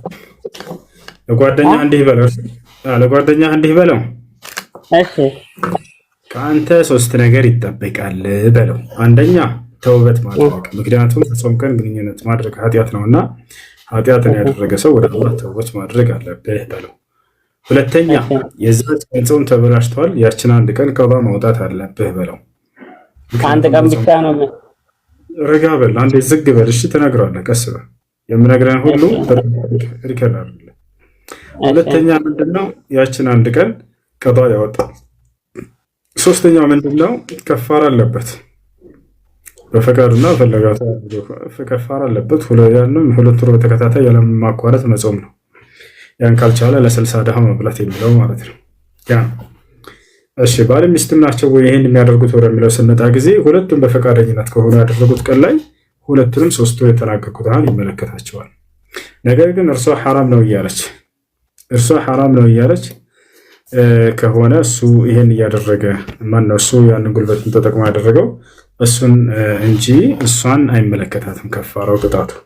ነገር ግን ያቺ አንድ ቀን ቀባ አለችባት ስለተበላሸች ሌላ የለባትም። ማይ መጀመሪያ ላይ ተውቡ ማድረግ፣ ሁለተኛ ቀዳ ሶስተኛ ደግሞ ለ60 ሰው ሰደቃ ማውጣት። ሁለት ወር በተከታታይ መጾም ካልቻለ ለ60 ሰው ሰደቃ ማውጣት ማብላት። ኦኬ ባረከላሁ ፊኩም። እሺ አመሰግናለሁ። ሹክራን። መርሐባ